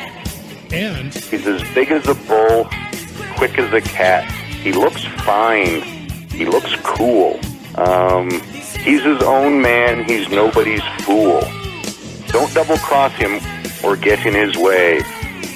Because if you do, you're gonna pay. Hey. He's a man called Sting. Could you imagine The man called the late Sting. 90s that we would know that one of these days we would be getting Lance Storm on this program singing A Man Called Sting? Lance, you're welcome to join us for the karaoke party. Sure. I'd appreciate it if you did that song, but it's not required. By the way, on that note, I forgot to mention this earlier. I told a lot of people my goal for the next year, Craig, you're coming to Vegas. I'm going to get you there somehow. And what's he going to do? Hang out and party with us. That's- You don't have to be up until 5. no, You can be up until 1. sure. Yeah, Craig's normally up until 1, Vinny. Well, no, but it's a what week. time I start he's, work. He's It's a sweating vacation. right now We'll that start it's work at 1. 9:40. All right, let's go here. All right. Nitro, July 15th. You know what I could get Craig to do? He's gonna take care of Granny next year at the convention. Oh no. Oh You'd yeah. rather party with us, I assure you. Oh, Vinny, she's gonna be on the show Thursday. She's gonna beat your ass. Good thing she doesn't listen to this show. Actually, I do enjoy hanging out with Rodney. I got See? stories about Granny I'm gonna tell on Thursday. Anyway, So, yes, July 15th, 1996. They were at Disney MGM Studios again, and they used a wide shot, and I don't know, 600 people there? I think it was actually less than that, but Yeah. Just I'd say about 5. 500 or 5. Either way, Point being, a very, very small crowd for a national television wrestling program. Larry Zbyszko, for a long time, was still the only guy saying New World Order, although it started to catch on by the end of the show. hated this man by the end of the show. Actually, I hated him before the show. I didn't notice it too much tonight. I thought this was a really, really, really boring episode. Yes. The only thing I got out of this was they showed for the first time on Nitro the video of Hogan hitting the ring at Bash at the Beach and dropping the big leg on Randy Savage over and over. And this was fascinating to watch. I have not seen this in many, many, many years. And he hits the ring and there's cheering and everyone's standing. Place is going nuts. And he turns on Savage and probably 80% of the people don't really know what to do. But 20% of the people are ecstatic. They're so happy to see this. And all of them, every single one of them, is a grown man. I look around, there are grown men pumping their fists in the air, high-fiving each other, jumping up and down. So happy to see evil Hulk Hogan. Yeah. All I could think was... They were sick of the guy. That, but these are the same... These are probably the same guys who loved Hogan 10 years ago, but they outgrew his act. That's right. And they were very happy to see something new from him. It's the entire gimmick of the Hulk Hogan NWO invasion angle. Yeah. A bunch of youngsters. That was why the PG-13 worked in the late 90s. Because those were all little kids who first saw it in 1986 when Ricky Steamboat's larynx got crushed. They were all little kids. They grew up as Hulkamaniacs. They got out of wrestling in the early 90s. They grew up, and then all of a sudden they're in high school, and here's Hulk Hogan, and he's a fucking badass. And all of a sudden wrestling was cool to them again. So I was thinking about this. There are many, many comparisons between Hulk Hogan and one John Cena. A lot of people said it's time for Cena to turn heel. And the key difference is Hogan's audience outgrew his act, and he never really got new fans. So he had to turn to appease his old fans. Cena's, I'm sure, had a lot of fans who've outgrown his act, but he's managed to recycle them, basically, with new, younger fans. Well, I have a different theory. So everything I said about Hogan stands, but all of those teenagers that thought the NWO was so awesome, they're now adults, and they now have little kids. And those little kids love John Cena. Have they been little kids for 10 years? It's been a long time. They're under 10. Yeah. So this comparison of Hogan 20 years ago to Cena now is probably the only interesting thing on the show. See, this is a show, Vinny, where as you review it, you're going to realize the show was much better than you thought. Much like these Raws that we think are good, and then as we go segment by segment, we realize it sucks. If you say so. This will be the opposite. Steiners versus Fire and Ice. Great match. No? It was fun. It was probably the best match on the show. In fact, no, I take it away. It was the best match on the show. What the fuck are you talking about? Chris Benoit, what am I Eddie talking Guerrero? about? Yeah, that was better than this. I'm so confused now. You've confused me. I forget what I saw and if I liked it. Well, we're going to go through it, so keep moving. All right, Steiners versus Fire and Ice. The announcers were talking about all Turner broadcasting had done for Hogan, including airing Mr. Nanny and Thunder in Paradise. Fuck, I'd have turned heel too. So this was, as I've mentioned several times, an underrated feud because it was four enormous, powerful men throwing each other around. Let me talk about the Suplexes finish. everywhere. Okay. Ah, yes. The heels decide they're going to do a double team splash on Rick. So Rick is on his back, and for those of you that have never wrestled, if someone is going to give you a big splash, you bring your arms in and your elbows in to protect your ribs. And so the bad guy here, I guess it was Scott Norton's holding his arms down. Norton pulls his arms over his head so he can't protect his ribs. And here comes Ice Train to give him the big splash to the unprotected ribs. However, Rick Steiner is so fucking strong that he does a sit-up. He uses the power of his abs. That's right. To not only sit up, but he drags Norton with him. A 300-pound man. A 300-pound power lifter. Yes. He drags him forward, and so Ice splashes him from behind and crushes him. And then Rick German's Ice loses him, Kinda. but floats over and pins him. Yeah. This was a fabulous train wreck. I loved it. I wrote sloppy but intense and fun. Yeah. Just for the end of the show, I want to say this. Tony Schiavone mentioned all the names of the guys who were not in the building this evening. He said Sting, Giant, Flair, Savage. They Yes. were all on the Japanese tour. Yes. So that'll come into play later. All right. Okerlund interviewed Kevin Sullivan, Big Bubba, and Jimmy Hart. First thing he did was mention the faces of hair were supposed to be here too. The faces of hair? Faces of fear. And then they did randomly show up. Yeah. Well, Sullivan says they're backstage watching our back. They missed their cue. Yeah, they were late. I don't know what they were doing. They missed the cue for this promo. So they're doing their promo. They're running down the NWO. And they're running down the Horsemen. And then Fire and Ice pass by bickering. Yeah. Because it's the same, entrance way to the ring. And they pass by and Sullivan just looks at them. Very confused and bewildered. And Bubba runs down John Tenta for a bit. And Sullivan says Chris Benoit has gotten too personal with him. Mess of an interview. It really was. This was not good. On that note, we got an inset promo from Dean Malenko Yeah. vowing to regain the Cruiserweight title. And it was start tonight by beating Billy Kidman. He was very, very serious. He may have been asleep. I'll get to him in a second. First, we had Fire and Ice arguing. Fire and Ice backstage somewhere. I think they were in the backyard of someone's house, that's what it looked like. Barbecue. I don't know where the They were fuck in they the were. entrance of Disney World. Is that what they were? They're Disney. Yeah. In There's like a wooden fence in the background. the MGM portion. So, Yeah. So Yeah. Teddy Long shows up and tries to make peace, but Norton threw him down and stormed off. And I guess that was the big breakup of Fire and Ice. Really? I guess. Because Teddy Long says, listen, you two, I think you make a great team, and I don't want you to break up. So Norton shoves him on his ass. This results in an even bigger argument, and I thought the argument was all about how they were going to remain a team and win. Regardless, this sucked. All right. I guess we'll find out the future of Fire and Ice next week. Dean Malenko versus Billy Kidman. Okay, I got to talk about this. You remember, of course, that Kevin Nash, at one point in the 90s, referred to guys like Dean Malenko and Kidman as vanilla midgets. Mm-hmm. And everybody was so up in arms about it. Now, I saw Dean Malenko's interview. Uh-huh. I saw Kidman's ring entrance. And his physique. And his hair. I have seen Oh. Eddie Guerrero's ring entrances in interviews. At this portion in Yes. his career. And at this point, this may be unfair looking 19 years ago, but with a few exceptions, these cruiserweights were black holes of charisma. Great workers, but holy shit.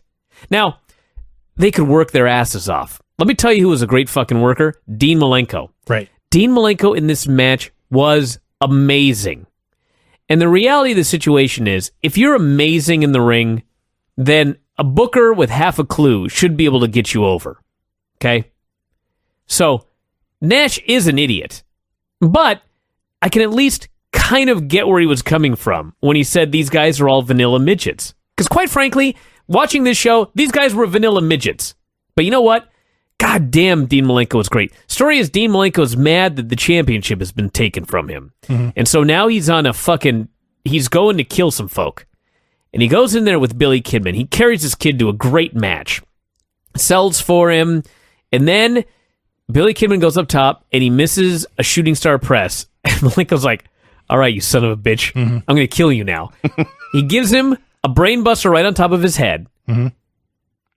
And granted, some old school workers would say, you know what I hate is when you throw someone down and then you lift them back up. Why would you lift them back up? Well, Malenko lift this fucker back up because he was going to kill him again. He gives him a brain buster. He gives him a hard power bomb. He gives him a tiger driver, and then he puts him in a clover relief and crushes his back and taps him out. That was such an awesome. You know what was even better about the finishing sequence? Tony Schiavone was so great calling this finish. He's like, Malenko, he ain't done yet. And he gives him the fucking power one. He goes, he's still not done. And he gives him the thing. And Schiavone's just going crazy at the finish here. This was amazing. This match was great. You're exactly right about the finish. And I watched this first, and then I watched Raw, and we talked about the lame finish that Cesaro Rusev match. It felt like they were wrestling, and then they just stopped, and that was it. Not here. There was no question one of these men had won. Yes. Team Malenko defeated Billy Kidman. This reminded me of the ROH show. What was that show? What was that match? It was the Bucks and AJ. That's right. Against Trent Oh crap! The point is, Yeah, they it's the same completely, utterly destroyed their opponent. Yes, They killed should him. have buried him Yes, after that one. That's exactly what they should have done here with Not Billy buried Kidman. him, but dug a hole Yeah. and threw him in there. Put him in the casket, put him in the ring. yes. In ROH, there probably are more finishes like this, but we need more finishes where someone has like 5 moves in a row and wins. Yeah. Very 'Cause definitive. All they do now is Do one, kick out. Other guy does one, kick out. Yep. There's you never see a guy hit 6 moves in a row and win. Yeah. The other thing about You this, do that in we- New Japan. I'm sure they do, because they're awesome. The other thing that we didn't talk about here is Dean Malenko's coming out. As he's coming out to wrestle, Jimmy Hart runs up to him and they have a brief conversation. Tony Schiavone says, "Is he trying to recruit him into the Dungeon of Doom?" Dean Malenko, in the Dungeon of Doom. That would have been great. Go back and watch those skits in the cave. Can you imagine all these idiots, Zodiac and all these Kamala. numbskulls, And Dean, and you just have Dean there rubbing his fists, looking mean. how did this not happen? It would have been great. I got to find Kevin Sullivan on the island now and say, "What the fuck, dude? What a missed opportunity." Oakland interviewed Kevin Green, who is mere days away from going to NFL training camp. Yeah. What a great babyface He promo. cut an awesome promo. Yeah. First of all, he explained he had come to Nitro to explain how disappointed he was in Hulk Hogan. Yes. He had been a Hulkamaniac. He listened to Hogan preach training, prayers, and vitamins. And this is a quote. And then he stabbed us in the back. Unbelievable! Kevin Green was awesome. Yep. And He he said- wanted Mongo now. He said he had a plane to catch in 2 hours, but he wanted to fight Mongo tonight first. Then he went backstage. This was great. And then We got an instant promo. I will read this verbatim, what I wrote down. Harlem Heat cut a promo on Rough and Ready, who is a tag team that I have no idea who it is. just you wait. So we got Harlem Heat versus Rough and Ready, which was Mike Enos and Dick Slater. Dirty Dick Slater and Mike Enos. Or as the announcers pronounced it, Mike Enos. I don't think they wanted to call him Mike Anus all night. And so they had to make sure they called him Enos. Who was rough and who was ready? The anus guy was. Anus had to be rough. I believe. right? I'm not sure that's better or worse than the alternative. Ready? All I know is I didn't notice this, but apparently one of them had Rough on his gear and the other had Ready. I was not paying attention. No. I was just looking at Dick Slater. Yeah. Holy shit. This is a legit crazy guy. Yeah. This Dick Slater fella. Dave? You could just tell when he was coming down to the ring. Oh my God. Dave has mentioned many times that he sees a lot of Dick Slater in Dean Ambrose. And I haven't seen a ton of Dick Slater, and I haven't seen any in many, many years. But I watched him here. Yes, that is a fact. Dean Ambrose is the spiritual successor to Dick Slater. Except Dick Slater was legit crazy. And Dean Ambrose is a fella. All right. Zabisco got a line in here about how you got to watch Dick Slater. He's tricky. Because he used to be Tricky Dick Slater. I see. Aha. Okay, so the gimmick here was Rob Parker and Sherry had been managing Harlem Heat. Somewhere along the line, Parker dumped them to manage Rough and Ready. But he still had some kind of contractual control where he would get a cut of Harlem Heat's money. So he was in a no-lose situation. Meanwhile, of course, Harlem Heat wanted to kill him. They mentioned Sting was wrestling in the Orient. I just liked that back in the day, wrestling companies did not feel the need to put every single star on every single show, so everyone had a chance to stay fresh, instead of being burned out by being on every show multiple times a week. Match was just chaos. Just both teams tagging in and out constantly and just hitting a move, tagging out, hitting a move, tagging out. So Sherry and Parker have a conversation. Then Parker takes the ref, and Sherry kissed Dick. Excuse me? That's what happened. Kissed Dick Slater. And Slater was stunned and was pinned with the most dangerous move of 1996, the schoolboy. And what a trooper, by the way, that Sherry turned out to be. To kiss this man? Jesus. Before coming to Mid-Atlantic Championship Wrestling, Slater was involved in an incident where Wahoo McDaniel shot him. An incident? Slater, McDaniel, Tommy Rich, and Andre the Giant were at a bar in Tampa when someone in the bar made a comment about Tommy Rich's wife, which angered Rich and McDaniel.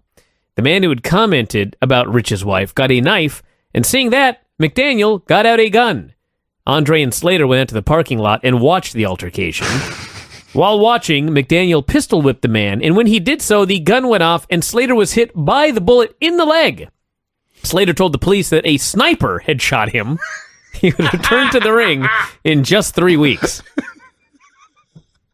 Nothing like that's ever happened to Dean Ambrose. I'm telling you right now. Got me there. And that's just the beginning. This guy's had quite a trouble-filled life, let's just put it that way. Rey Mysterio Jr. video package was great, of course. We got an awesome Mang inset promo. I don't know what he said. He just grunted and roared, and Jimmy Hart was talking. I don't even know what he said. It doesn't matter. This ruled. This man now sells cars. Yes. I'd buy a car from him. I'd Be afraid say not I to. did. Yeah, just, here's my money. Give me a car. Any car this will cover, that's fine. Kevin Green came back out. Yeah. He tore his shirt off. He demanded to fight Mongo before he left for training camp. Gene says, Mongo's not here. And Green says, oh. He calms down and says, I'll wait till February. See you in 14 weeks. He had mood swings. He left. Well, he had training camp tomorrow. He had a job to do. Medusa versus Malia Hasaka. Sad I never got a match with Malaya. Still possible. No. I'm done. Is she wrestling up at ECCW? No? I'm not sure where she's at. I think she is. She may still be working for Caden. He's got a show coming up in a few weeks. He does. What the hell's it called? Woodland Pro Wrestling. Woodland, that's right. Way down by the Oregon State line. Jesus. There's a bit of a trek. So Malia took the whole match here. A lot of old school ladies wrestling moves like falling cross chops and hair mares. Yeah, hair mares. Couldn't even believe it. They were throwing Muay Thai style round kicks. The kind Daniel Bryan uses to great effect, or has until recently. And no men at the time were throwing kicks anything like this. So totally stood out. And then Medusa made her comeback and went with a German suplex. And like every move Medusa made here was straight out of the Daniel Bryan playbook. The exact same moveset. Except, I don't think anybody had smartened up Medusa at the time because she was laying everything in so stiff. That's true. Well, Malaya would lay it back in. There was a point where Malia kicked her right in the face, it looked like. It's true. Oh, yeah, it looked like a knee. Yeah. And then afterwards, Medusa said, fuck Medusa this. just beat the shit out of her. But anyway, I did like at the end where they took turns missing 1,000 moves off the top rope. That's true. That happened, yes. Well, and hey, they finished right on time for that 2-hour kickoff. That's right. Which tells me that the Steiners last week just decided, fuck it, we're going to wrestle till we're done. Yes. Forget these fireworks. Arn Anderson cut a promo saying Maine could, and I quote, eat any man alive. I mean, he could. He was still not afraid. Bischoff and Heenan opened the second hour of the show. As they opened the show, they spotted the Outsiders at the top of the stage covering the big WCW aluminum letters and NWO sheets. This was so stupid. It really was. Oh, my God. So, like, before the show, Hall and Nash went to Walmart and grabbed fucking blankets. Sheets and shoe polish. Spray paint, yeah. It was very low rent. And everyone's chanting Diesel. Yep. Oh, that's what they're saying. Diesel and Yeah. Razor. I thought they were saying Weasel at him. I couldn't figure it out. Yeah. Arn Anderson versus Ming. What? What a match. Whose idea was this? Ming and Arn Anderson? I don't know. So what happened here was Meng beat him up forever. Arn got a little offense. Then Jimmy took the ref. Barbarian clunked Arn from behind, and Meng won with a super kick. Yeah. Absolute destruction. I couldn't tell anything that was going on in this match because the announcers spent the whole time trying to figure out what the NWO was going to do next. The only thing I did get out of this match is Bischoff, when referring to Ming, who threw a kick, he kicked Arn in the ribs. He called it a back leg front kick. Yeah, that's his move. Yeah. A back leg front kick. Yeah. I'm sure if I opened up a karate guidebook or list of moves, I'm sure that is the technical term in karate for the style of kick that Ming uses. The problem is the style of kick that 95% of pro wrestlers use on 95% of their kicks. Well, there's this thing called a front stance where you have your left leg in front and your right leg in back. Sure. gosh. And so if your right leg is is behind and Yeah. you kick with that leg. Yeah. And towards the front, it is technically true. It's a back leg front Now, let me kick. tell you something. I did karate for years. I never heard anyone call it a back leg front kick except for Eric Bischoff. I see. It was just front kick. That's it. So annoying. But there have been so many times where he tries to sound maybe smarter than he actually is, but he certainly tries to sound smart. And I've seen him call 1,000 drop kicks, but every once in a while he'll get nerdy and someone had a drop kick and he'll say double jump side kick Or a calf kick. He was I've a seen karate that. guy. What do Yeah. you expect? Anyway, the point of this segment is the Dungeon versus Horseman feud needs to end now. It's lame. That's very true. It's accomplishing nothing. It would be one thing if the Horsemen were winning and so they were all building up challengers for the Giant, but no. The Giant's flunkies are beating the Horsemen. So what's the point? Okerlund interviewed Mongo and Deborah. They were there. They were there, and the first thing he told them was that Green had left for the airport. Mongo feigned complete disappointment, said Green was a pansy. He said, I'm making more money with the Horsemen than he's making in the NFL. He only went back there because he's scared of me. And Deborah said the Panthers have no history. They're not a great franchise like the Chicago Bears. And she went on for a while about prestige, and she blew a couple of lines here, but for a woman who had been She in pro was wrestling great. for like a month, she was amazing. Yeah. And the fact is, on promos, they were a fantastic couple. You know what's funny is I don't know the first thing about football, but when she went out there and buried Kevin Green, I understood everything she said. That's right. And I was like, ha, what a burial of this poor fucker. She just buried him 6 feet under. It was awesome. And then Benoit versus Eddie Guerrero, which was in fact better than the Steiners versus Fire and Ice. Yes, it was. Yes, it was. Benoit in this match. Oh, Jesus, guy. He took this high angle suplex, and besides the brain issues, it's pretty clear watching these matches why his neck got all screwed up as well. And I'm sitting there thinking about that, and then I realized that Eddie Guerrero in this match, who was young and he had not yet found his charisma. I mean, he was a great worker and everything like that. He was but very vanilla. wasn't charismatic. He wasn't a great talker. And you think about how awesome he ended up. And at this point, when he was having this match here on Nitro with Benoit, he only lived 9 more years. Yeah. Mind-boggling. And Benoit, of course, only lived a little bit longer, but he killed himself. Eddie's body gave out 9 years after this match. That is a tremendous amount of damage that he must have done to himself in a very, very short period of time. Well, Yeah. if we watch these Nitros all the way to the end, it's going to start being very clear. Oh, yeah. Oh, yeah. So Bischoff is here, and he's trying desperately to talk about the NWO and the main eventers who are gone, and thus WCW is fucked because 4 guys are gone. Because apparently everyone else in this company is an idiot. He's trying so hard to talk about these storylines, but the match is so great that he's constantly just marking out for it. That's what was great. And Malenko posted Benoit, Guerrero got the cannot win, and Bischoff ends the match by saying, Benoit's brain is scrambled. These are tough to watch in hindsight. Yeah. Yeah, they are. Hell of a match, though. Main event, Lex Luger versus Big Bubba. This is better or worse than Stardust versus Neville as a main event. This was way better. What? From a prestige standpoint, way better. I did not see Neville versus Stardust. I can't imagine as a match it was worse than this. This match was much worse. Oh, Luger. And Big Bubba's Bubba, good. by the way, let's not let him get away scot-free. You're supposed to leave your feet when you take bumps. He often did not. Well, maybe he knew this didn't matter. I'm taking it easy tonight. It's Big Bubba Rogers. He knew he was facing Luger. Mm-hmm. He knew there was nothing he could do to make it any good. And he knew that it was going to be a run-in finish, so who cares? Yes. So they had a horrible match.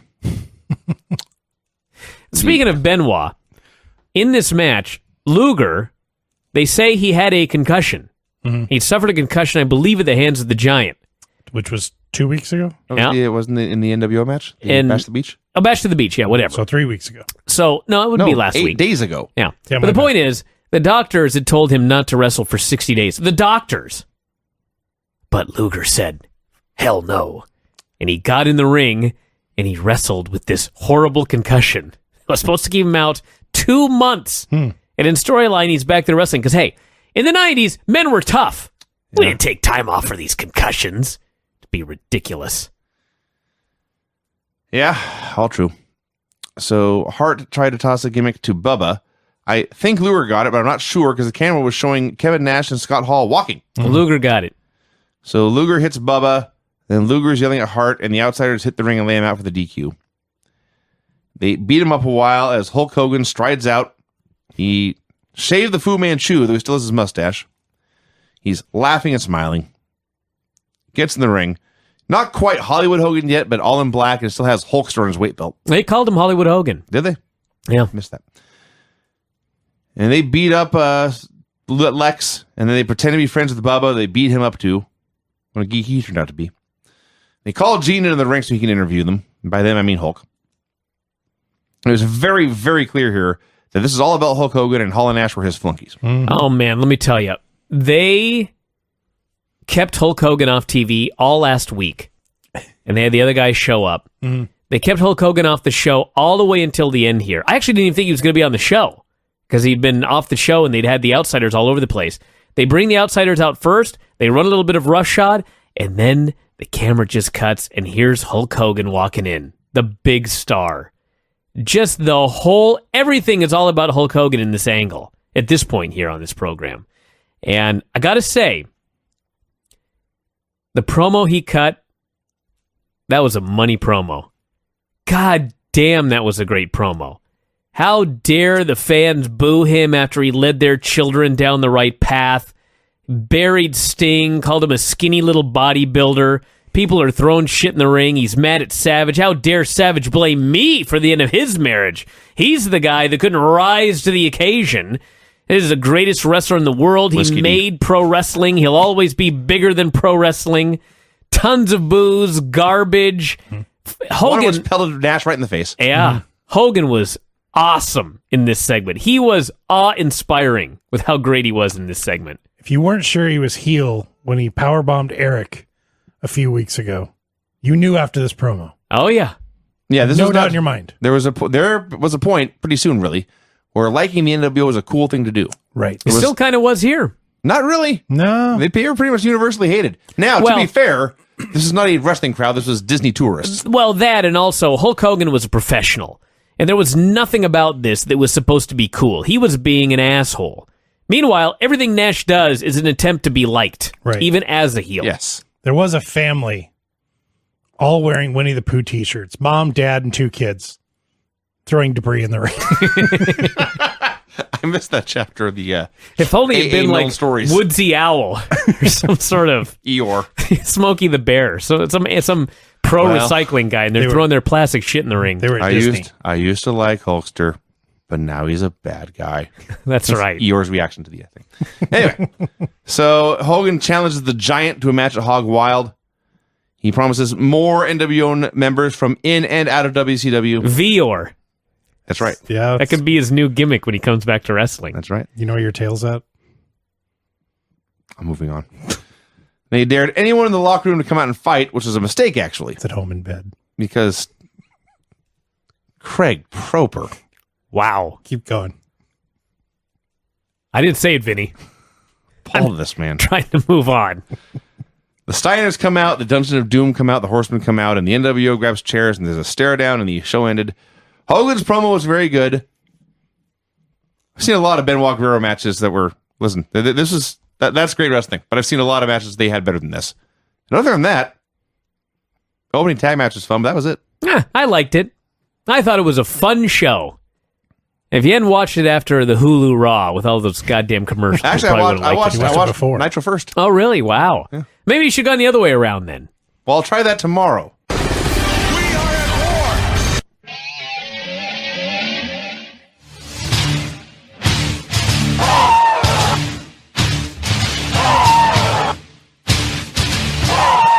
See what happens when you find a stranger in the Alps? Barrett. Let's do this! You see what happens, Larry? You see what happens? This is what happens, Larry. You see what happens, Larry? You see what happens when you find a stranger in the Alps? This is what happens. You see what happens, Larry?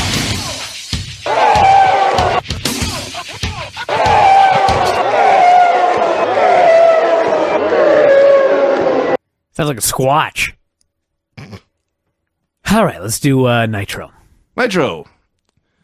Still coming to you from Disney MGM Studios.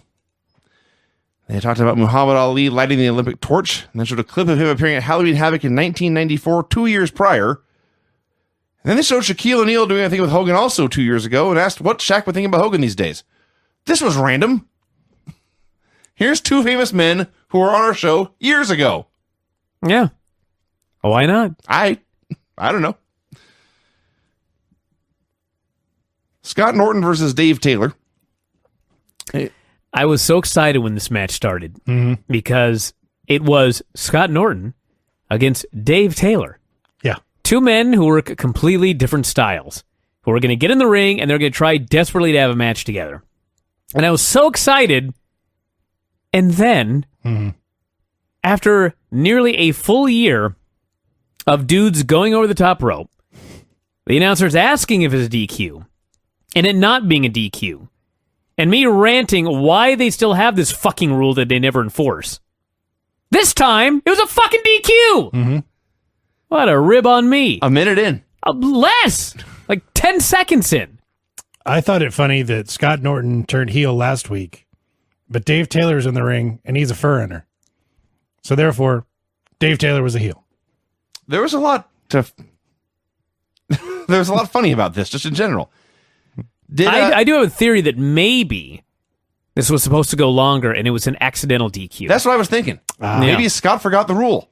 I forgot it. Maybe he watched the show and thought, this fucking rule is never enforced. I'm just going to throw this asshole over the top rope, and then he gets DQ'd. Yeah. Was it Patrick? It wasn't, No, was it? It was the geek with a mustache. Yeah, the other guy.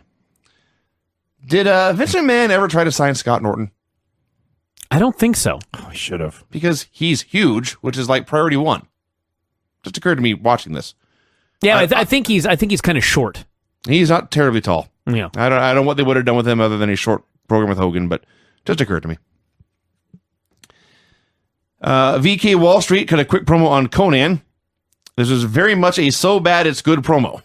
Well, hey, I was excited that maybe I was going to get what I wanted in that first match in the second match, and I did, by the way. That one you did. Yes, I did. For sure. Oakland interviewed the Horseman. Flair was not there. They promised he would make his grand entrance later. Mongo cut a great promo. Everyone's laughing at him as he's going crazy. He went crazy. Except Benoit, who's staring callously into the camera. Yeah. With woman's hand on his shoulder. Yeah. That's going to get uncomfortable. Well, it's uncomfortable now, but it's not going to get any better. Anyway, Mongo. Let's talk about Mongo.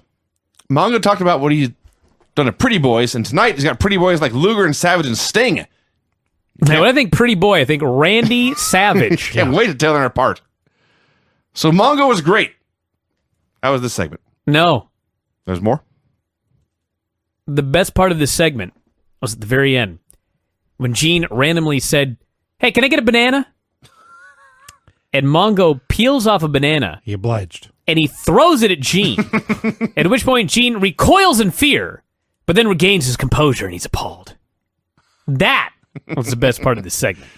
Gene is also allowed to be in Brock Lesnar's Hall of Fame. Yes. That's fine. Let's see. The Brock of Gene, we'll call it. I don't know what that means, but... Let's move on. VK Wall Street versus Conan. Goddamn.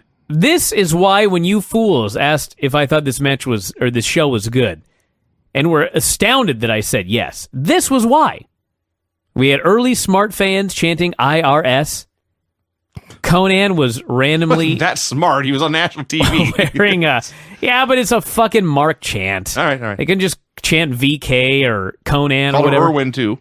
Conan out there with a hot pink fringe skirt on. I don't even know why. Yeah, skirt. Yeah. He was thinking He had fringe on his trunks in the front, but the fringe traveled all the way to his backside. Yeah, it was a skirt. It was a grass skirt made out of hot pink grass. Now, I Don't think ask us. Conan himself would tell you that he was not the world's greatest worker. He looked like he had a tutu on. And here he was in there with VK Wall Street, and they managed to have a really fun match that the fans were into. VK went for the Wall Street crash. Conan turns it into a crucifix and pins him, and the place goes fucking crazy. This was great. This was, as you noted, two totally different styles. Conan, of course, was mostly a luchador. VK Wall Street was a 1980s heel. So Conan is trying his head scissors and arm drags and all these rolls, and all Wall Street wants to do is grab a hold and grab the ropes for leverage. It was like an actual battle to get this done, and that's made it good. This is why it sucks now that everyone wrestles exactly the same. They announced Conan as the Mexican title holder, Yes. but no belt. No. Okay. My question is answered. Thanks. I don't know why. He never came out with his belt. I also like, we've said many times, guys will grab a hold and bend the guy's arm the way it's supposed to go. Mhm. Wall Street, at one point, he key locks Conan's arm. I can't even say he bent it the way it's supposed to go. He just grabbed it. He didn't bend it in any direction at all. I don't know what his goal was with this hold. Well, he had him. I guess. But this was a lot of fun, and contrasting styles are a good thing and sorely missed. Okerlund interviewed Randy Savage, Sting, and Lex Luger, the Pretty Boys, Yeah. and they all ran down the NWO and questioned where Ric Flair was. Made a Glacier hype video. He's still coming. This time, for a long time, it was just CGI effects, and then I think we got like one shot of his face close up. We finally saw him in his Mortal Kombat Halloween costume, doing katas at his ice palace in the night. Bischoff and these karate guys, let me tell you. He thought this was going to be so hot. Who doesn't like karate? Turned Well- out everybody. No, a lot of people don't like karate. A lot of people liked Mortal Kombat. This, This was not Mortal Kombat. Perhaps you've forgotten Glacier. I sort of. My memory of this whole thing was, it was goofy but okay when it was Glacier, Wrath, and Mortis. So you had a bunch of video games having fights, video game guys having fights, and that seemed okay. And they needed a fourth guy, and they found someone named Ernest, and that killed the whole thing. Wow. Maybe Some guy out there named Ernest is listening right now, and he's very, very mad at you.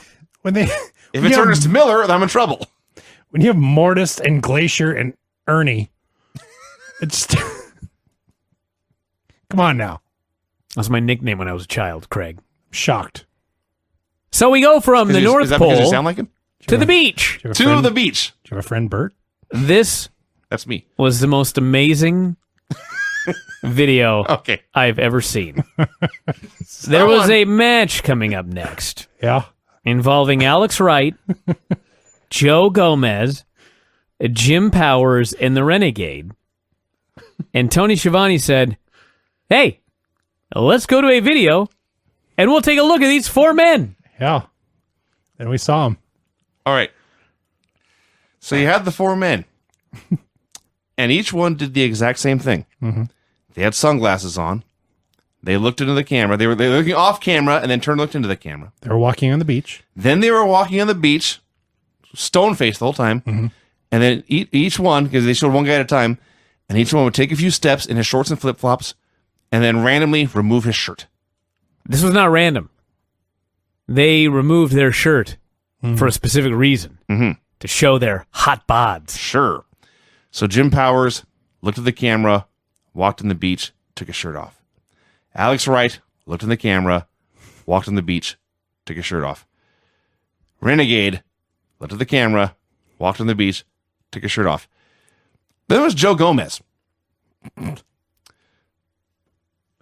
Far be it from me to critique another man's Yes. muscular definition. Right.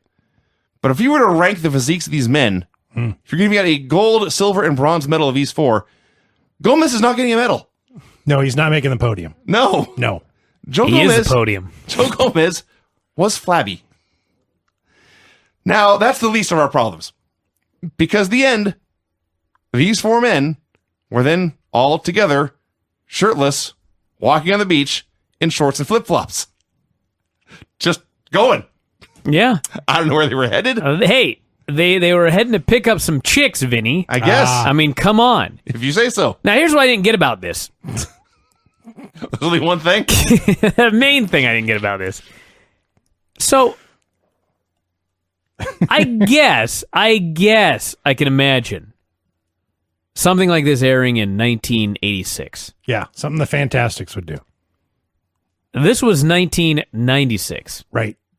So, my first thought was, well,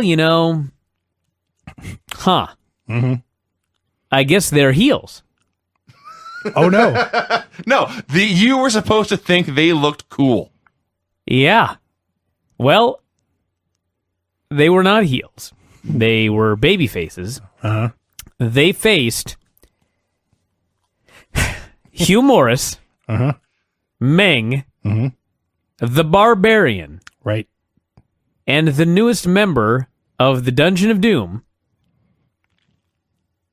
the Leprechaun, Yep. who was, in fact, Buddy Lee Parker. That's right. Okay. The Sarge. Buddy Lee Parker. Dwayne Bruce. Now, first off, what the fuck? A leprechaun? Yeah, I had zero memory of the Leprechaun. You're lucky. I just could not imagine when I was watching this. It suddenly struck me that at one point, WCW chose the Leprechaun and WWF chose Hugh Morris to run their training programs. I was going to say. What? Buddy Lee Yes. Parker, responsible What? for training Goldberg. First off, Buddy Lee Parker turned out one guy, That's true. and he wasn't very good. He had a great look. Fair enough. He had a great look. He had a good run. Can you imagine all of the great pro wrestlers out there in this world? And the two men chosen to run the power plant and WWE developmental were the Leprechaun and Hugh Morris. And then they're shocked to find out that this shit ain't working. And it took them years to figure that out. Boggles my mind. So the Leprechaun's whole gimmick was he had red hair and a green coat. You need to explain it? I guess that's a good point.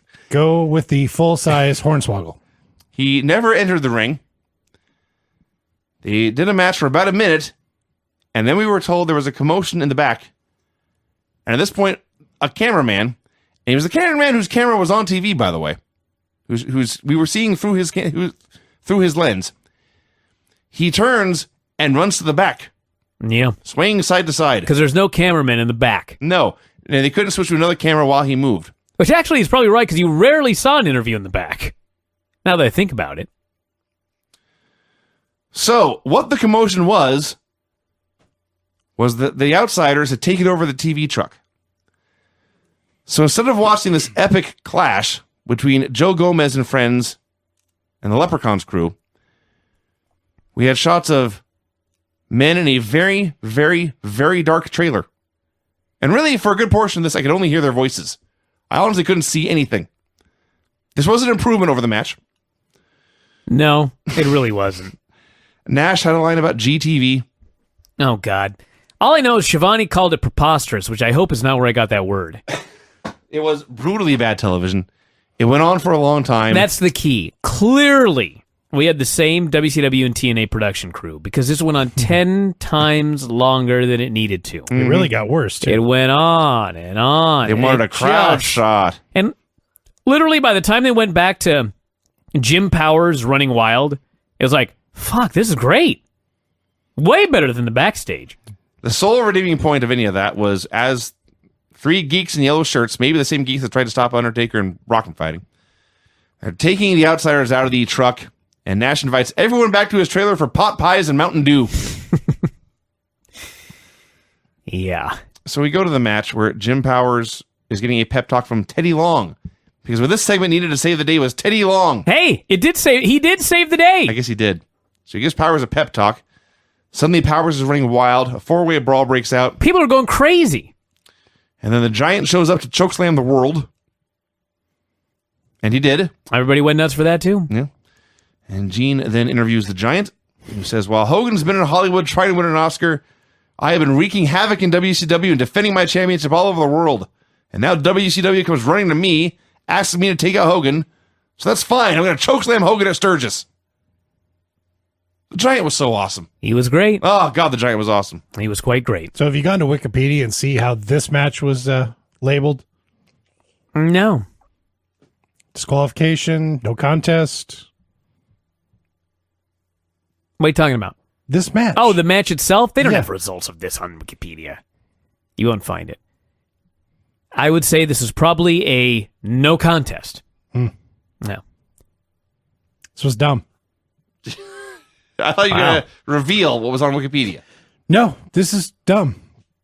I put too much effort into it just saying that. How about that? Okay.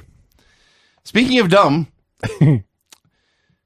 they plugged that weekend's episode of Saturday Night, including an appearance by the Booty Man, No, who can't was wait. still around. Yeah, great. Nuts to him. Where's the booty babe? They That's what I mentioned wanna her. know. They did mention her too. Excellent. Just of the two, I'm more surprised the Booty If Man only was still being Saturday Night advertised. were available on the network. Diamond Dallas Page pinned Prince Iaukea in 2 minutes with an RKO out of nowhere. The Diamond Cutter out of nowhere. I got nothing else to add.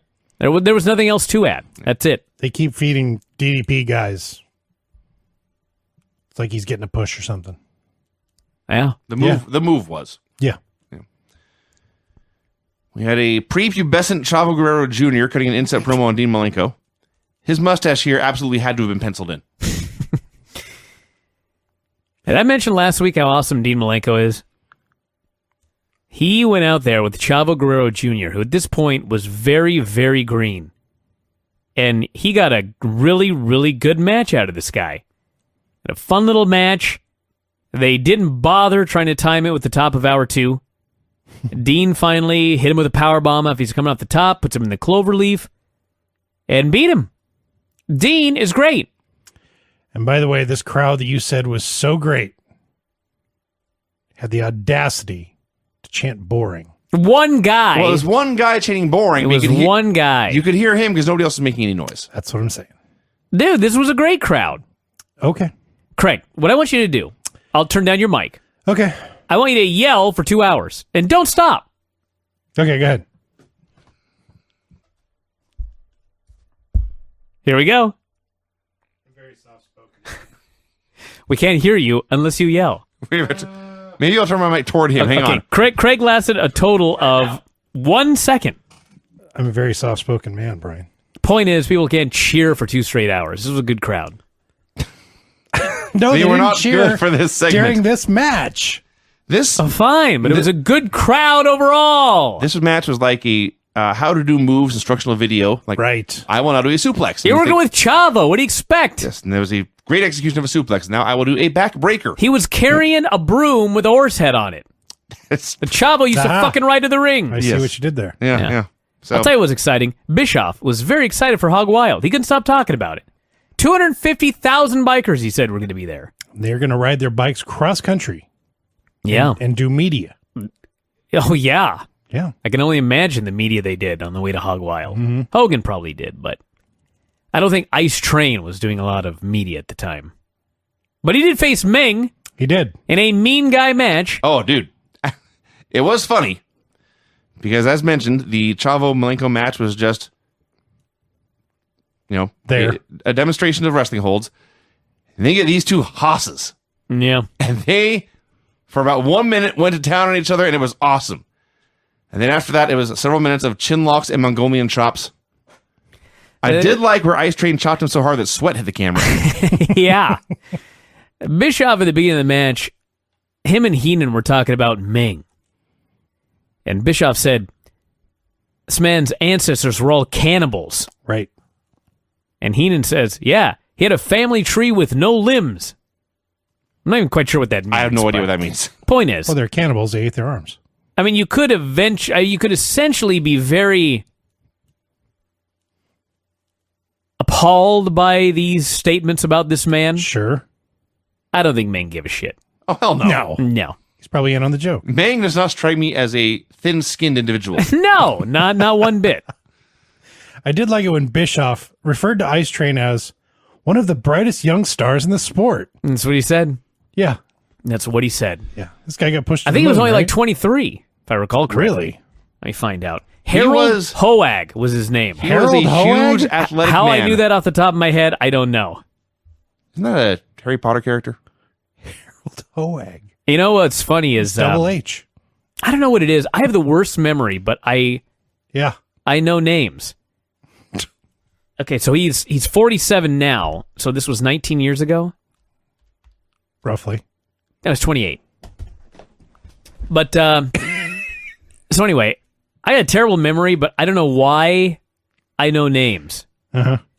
But I mentioned this on After Dark. I haven't told this on the wrestling show. When we were in Vegas, we went to Invicta, and I go all the way upstairs because I want to buy a ticket, and they don't fucking sell a ticket at the door. You have to actually go down to the box office. So I go walking down the stairs to go to the box office, and all of a sudden I see coming towards me Peach Machine, as well as Roderick Strong and Adam Cole. Cool. And I'm like, oh, hey! And I shake hands with Peach. Hey, Peach. I shake hands with Roderick. Hey, Roddy. And I go shake hands with Adam Cole, and I just say, how's it going, Austin?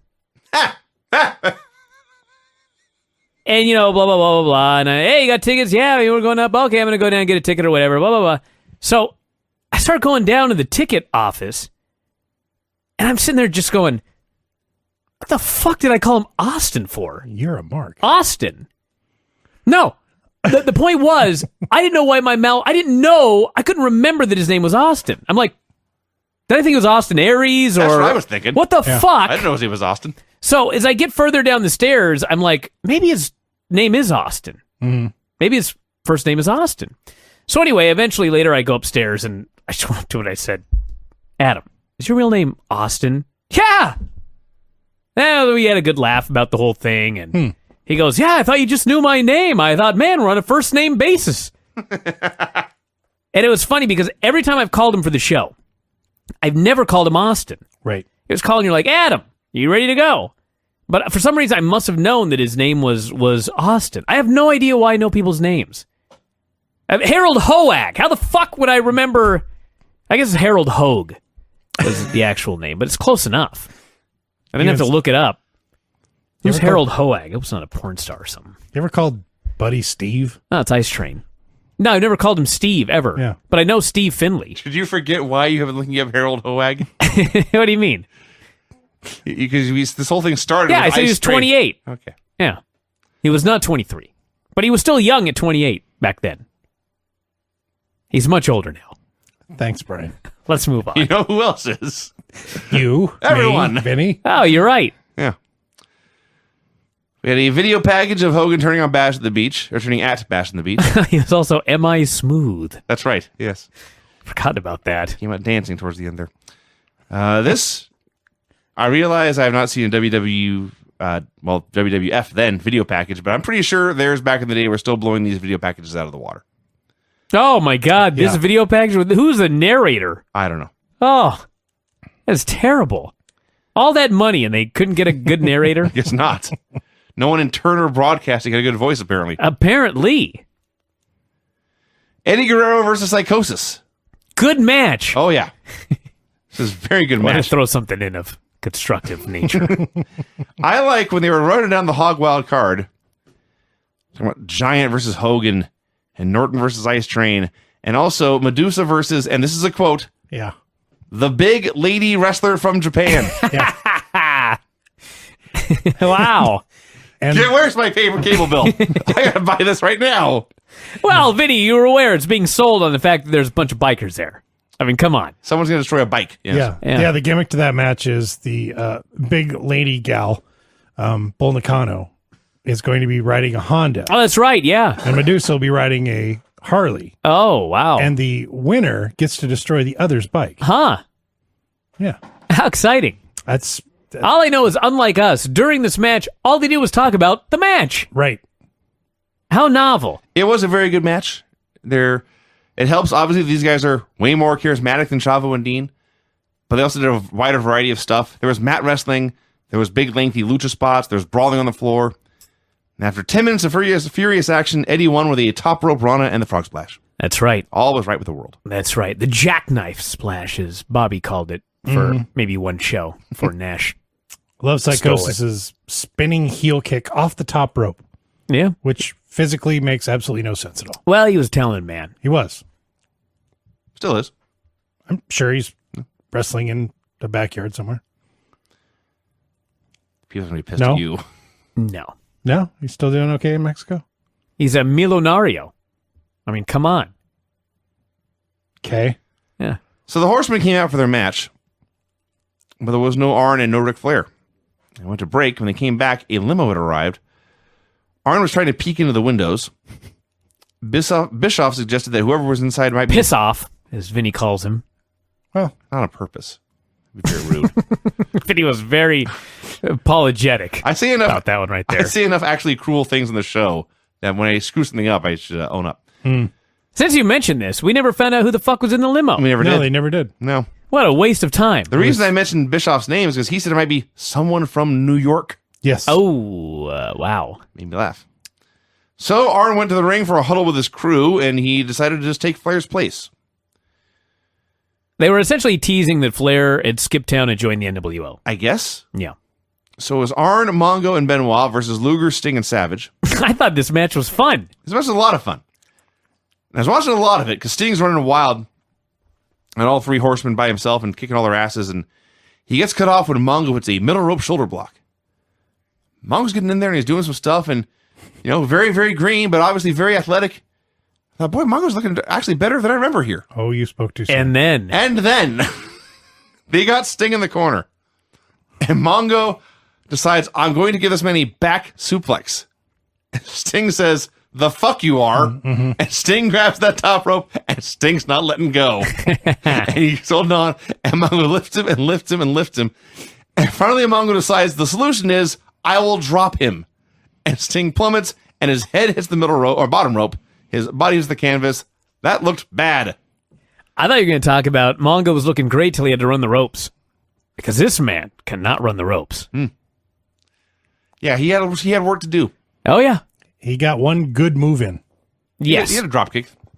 He did do a Kinda. drop kick, but it was a shoulder tackle off the middle rope was pretty good. Although it's hard to fuck up when you're a football player. Tell me more. So, It's like bringing Chael Sonnen in for his first ever match and being surprised he could do an arm bar. yeah. Actually, I would be surprised. Maybe it was wrong. Anyway, get triangled. How they got about the hot that? tag. It broke into a six-way. And then the horsewomen were trying to get the briefcase into the ring, but Savage got a hold of it. He laid out Benoit, and Lex fell on top for the win. That was largely a clusterfuck. I love when he grabbed the briefcase, and the announcers acted like, he's got all of his money back. Mm-hmm. I was like, I always thought the storyline was that she'd taken him for everything that he had. Right. And so she had access, she'd been given a large settlement, or whatever you call it in a divorce. Sure. A settlement. And it was now all in her bank, and thus she was spending all of his money. Apparently there's one briefcase full of all of the money that Randy Savage has ever in his whole life.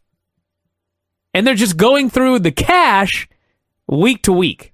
And years later, WWE came up Money in the Bank and extended a briefcase from the ropes. For the But top I mean, of is the it- is UFC. it- Maybe it's still Savage's money in there. Maybe. Is it an ever-filling briefcase? How does this work? I don't know. They've been spending this money for months out of that one I briefcase. don't know. Go to the ATM at 11:58. Make I a don't picture $300 them being withdrawal. frugal.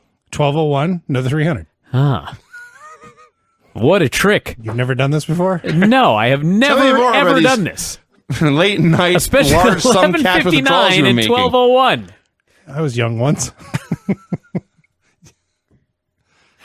You and I were talking about this in the ride home. Oh, yeah, maybe. All right. So, babyfaces win. Oakland goes to interview him. Somebody throws something into the ring. And Gene says, hey, lady, you shouldn't throw your underwear in here. That's rude. And then Savage cuts him off and says, that's okay. He wanted it made clear. Women are allowed to throw their underwear in the ring when he's there. So Sting and Lex hype up their match against the Outsiders of Hog Wild.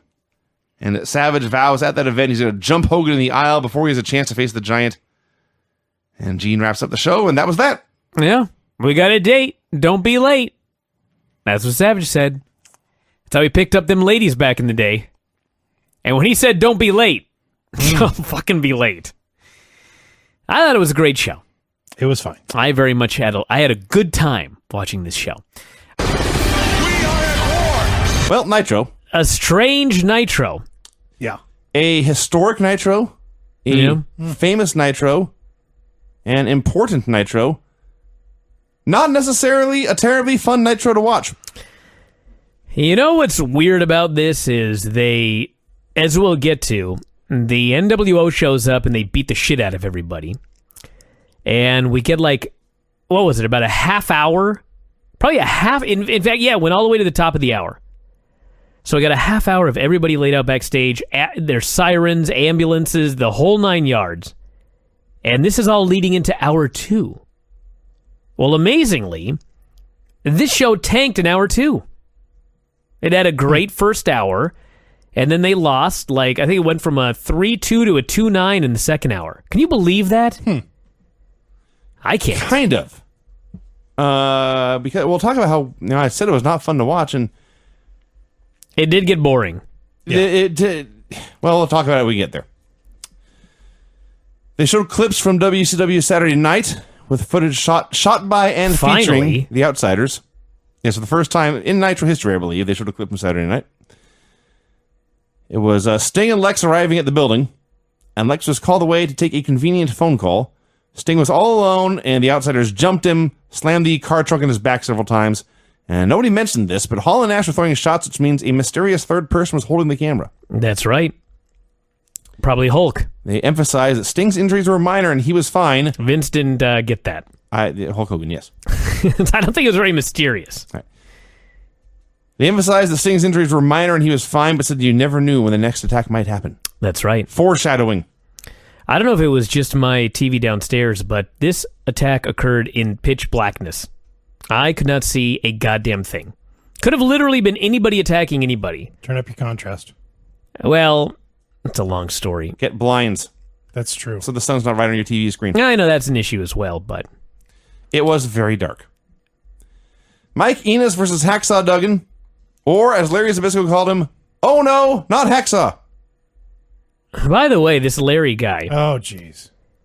Larry has come up with a name for the New World Order. And then I don't know if you're aware of this or not. Beat it like a drum. He has decided that he is going to call them the New World Order.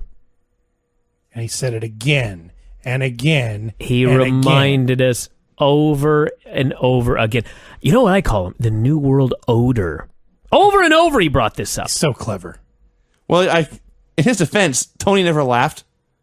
So maybe he thought, he didn't hear me. He didn't hear me? I got to say the joke say again? It again. Yeah. God damn. 6 or 8 times, though? Really? And it's so clever. The New World Odor. That's what he got out of this. Yeah. So yeah, they have this match. Hacksaw Duggan and Mike Enos. How many times have we seen this tape fist spot? Hundreds. Is this leading to something? Well, they finally explained it here on this one. They did? Yeah, at the very end. What did they say? So they had this match, which it exceeded my very low expectations. It did? Mm-hmm. Yeah. Wow. Dave at the time said this was a worst match of the year candidate. Wow. Which I guess tells you how standards have changed. Wrestling has changed. All of the terrible matches we see nowadays. It wasn't great. It went too long, and there was a terribly bad. It went forever. Double shoulder block bump. So Duggan pulls out the roll of tape. He takes up his fist, hits a punch to the head, and wins. And then Larry finally explained why this is such a big deal, and he didn't just tape his fist up beforehand. You're allowed in the rules of World Championship Wrestling to tape up your ankles or your wrists to prevent or treat an injury. But taping your fist is illegal. Glad you brought that up. So, Larry did say that. Mm-hmm. He said it is illegal to use tape unless it's on your wrist or your ankles. All right, fine. This is illegal. However, Hacksaw Jim Duggan reaches into his tights and he grabs tape and he tapes his fists up right in front of the referee. Mm-hmm.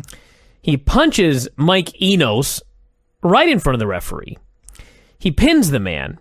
The referee then announces that he is the winner, and he grabs Hacksaw Jim Duggan, and he raises his hand victorious in the air, and there is tape hanging from his hand.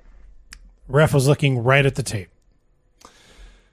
I think that, listen, if I had to believe Larry or the referee, I'd believe the referee. Larry does not have a track record of knowing what the fuck he's talking about. So I still don't know what's going on here, and I feel like I've been watching this for years with no payoff. I don't think there's ever going to be a payoff. Well, that's what I got out of this. So Gene then interviews Hacksaw. This was amazing. It was, actually. Let me write this. Let me read what I wrote down, because I wrote down some quotes here. And keep in mind, we watched this the week of the Hulk Hogan scandal. That is amazing. Hacksaw says, "Hulk, what have you done? What have you done to your friends and family and all of the kids? I have been to the Special Olympics. I know what's in your heart. So what's wrong with you, Hulk? Why turn your back on everything you used to love? Why turn your back on everybody who loved you? I have to look my daughter in the eye now and tell her what kind of man you are. And now I don't want to wrestle you. I want to beat you up." That was his quote. How apropos here in 2015. That is remarkable. It was actually a hell of a promo, but you missed his most amazing line, where he said, "Hulk, you are a great technical wrestler." Well, there is that. No, it's just more into you could listen to this. I still believed him. You could get this interview and tell everybody that this is Hacksaw Jim Duggan's reaction to the Hulk Hogan racial tirade scandal, and it would work great. Yes. This was amazing. There was a good spot in this match where There was? where Enos decided he was going to headbutt Duggan, and he got him pretty good in the forehead, and Duggan reared back Actually, I know. Yes. and hit him right square on the top of the nose, right on the bridge of the nose. It was awesome because Enos does give him. I mean, they're standing like face to face, and Mike Enos decides, "I'm going to headbutt you, Jim Duggan," and he headbutts him. That was my headbutt, and Jim Duggan just stops, as if to say, "Why the fuck did you just headbutt me?" And there's a brief pause, and then Hacksaw goes, and he headbutts him right in the head, hard. Yeah. Hard. Yes. But it was the well-placed pause that made the whole thing awesome. Ric Flair, Chris Benoit, Steve McMichael versus Lex Luger and Sting and Randy Savage. Flair no-showed last week's show, let the Horseman high and dry, and here he is back with no explanation. That's right, a hell of an explanation for that deal last week. So a huge brawl broke out, and they fought for a minute, and then the match was interrupted to show a Glacier promo. He's still coming. They went to commercial, and they came back. The match finally officially started. So for a while, this was the early part of this was almost like a Lucha Trios match, where it's really 3 one-on-one matches going on one at a time. So Savage does some stuff with Benoit, Sting does some stuff with Flair, and then Lex Luger gets in the ring with Steve McMichael. Whose bright idea was this? So Mongo fell out of the ring while running the ropes, and I don't think he got back in after that. I wouldn't either if I were him. He tied out and stayed out. They everyone took turns beating up Ric Flair, because Ric Flair loves to get beat up. That's right. They got the heat on Sting for a while. We got a great line from Larry. All right. He was shocked that Savage didn't go down their floor and start choking Miss Elizabeth. Really? Yeah. And then Flair trolled him by kissing her, to quote Tony, right on the mouth. Yep. Tony really liked to say right on the mouth. Not on the lips. He kissed her right on the mouth. I like when they brawled out by Flair's fancy dinner table, and Savage starts dumping food on him, and Shivani screams, "Flair's got fruit all over him!" God damn, they wrestled forever. Yeah. Like 10 years. So Sting is about to make the hot tag when Jimmy Hart comes running down to ringside, screaming, "The Outsiders in the back. We need a cameraman back there." So the camera guy leaves.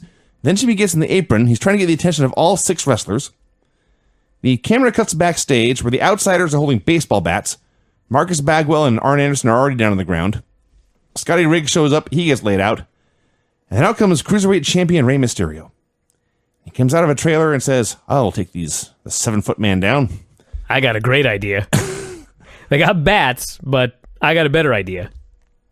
So he takes his 130-pound body, jumps onto the guardrail of his trailer, comes off with a huge plancha, and Kevin Nash catches him because he's so big. And then we get one of the most famous moments in Nitro history. Nash throws him into the trailer. Ray hits the trailer like a lawn dart. It makes a great sound. Tremendous sound.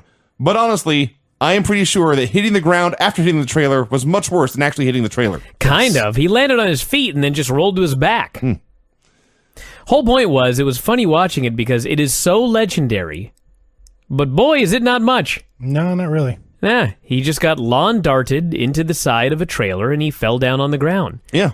But they did show 3 replays of it, and it was like, it's certainly not something you saw every day. No. So it was very memorable, but it was funny in hindsight. It's like, that is the legendary lawn dart spot. Wow. It was not the most dangerous bump on the show. No. As we shall get to. Yeah. But honestly, I think the noise, even more than the visual, is what made this so legendary. So, at this point, the Outsiders get into their limousine, which begins to drive away. And then the wrestlers who were in the match arrive to try and make the save. And one of these wrestlers was Randy Savage. And I don't know how many of you listeners have, how long you've been paying attention to the off-camera dealings of the world of professional wrestling. But Randy Savage was legitimately insane. He was a crazy guy. And Randy Savage takes it upon himself to jump on the roof of this limo as it's driving away. And he is reaching through the sunroof, trying to get at them as it pulls around and turns around the corner and disappears. And he was never seen again. I don't know what happened to Randy Savage, but this is the guy that would go running and leap on the roof of a limousine as it's speeding away. Yes. That's exactly what he did. Out of his mind. They called Dean Ambrose the lunatic fringe. Macho Man is the lunatic in fringe. Actually true. That is actually true. I was...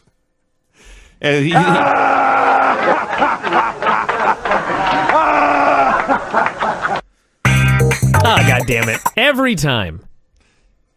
So, the match has stopped, obviously.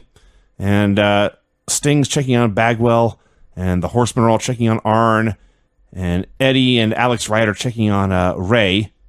I'm sure someone was checking on Scotty Riggs. Someone must have cared about him. Ray was screaming he had seen 4 guys, not 3. That's right. This is a key point. So, which is funny because if you watch it back, how could he have seen 4 guys? That's true. He came out of the thing, he jumped, and he was immediately lawn darted into the side of the thing. We only saw 2 at home.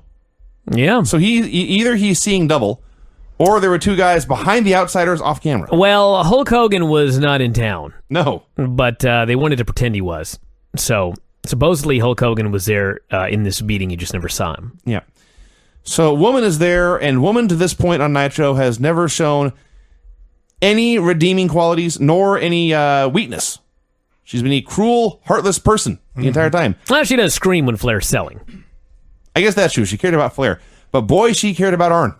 Oh. And he had his knee taken out with a baseball bat, for crying out loud. What an This actress. is serious business. yes, he was very, very concerned. And, the show at this point came to a halt. I actually wrote it down somewhere in here. It was more than 20 minutes that was just tending to the carnage. It was backstage. like a half hour. It was literally because at the top of the hour when Bischoff showed up, they were still dealing with this. Yeah, with the commercials, it was easily a half hour of just bodies on the ground, people standing around screaming and crying. Everyone was talking and saying something, and they wanted that. We see the dumb WWE skits these days where you just hear kind of background noise. Everyone's just kind of going wah wah wah wah wah wah wah. You know what I loved about it is Ray gets lawn darted, and ambulances show up, and the medical personnel, and he's being loaded onto this stretcher, and he's screaming, "I saw 4 men! I saw 4 men!" And he's screaming, and then they cut to Tony Schiavone, and he just very nonchalantly goes, "I only saw 2 men." It's like, wow. Well, speaking of Ray, wow. The other key detail here is that in order to strap Ray to his backboard to get him on the stretcher into the ambulance, they had to remove his mask.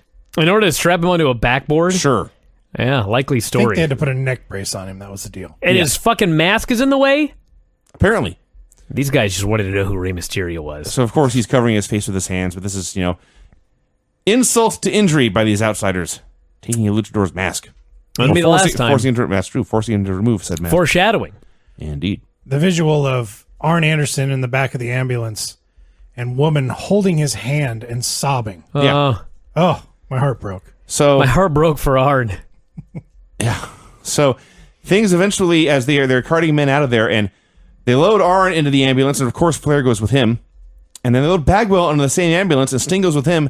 And Sting and Flair hated rivals for more than a decade, but here they are just more concerned with making sure their friends survive. Well, yeah, it was weird because it was not only that, but like It wasn't weird at all. It was. Well, it's weird because who was the man who came down and alerted the Horsemen that there was trouble? Jimmy Hart. That's right. Jimmy Hart is a heel. Yes. In fact, later in the show, Jimmy Hart came out and tried to cheat. Mm-hmm.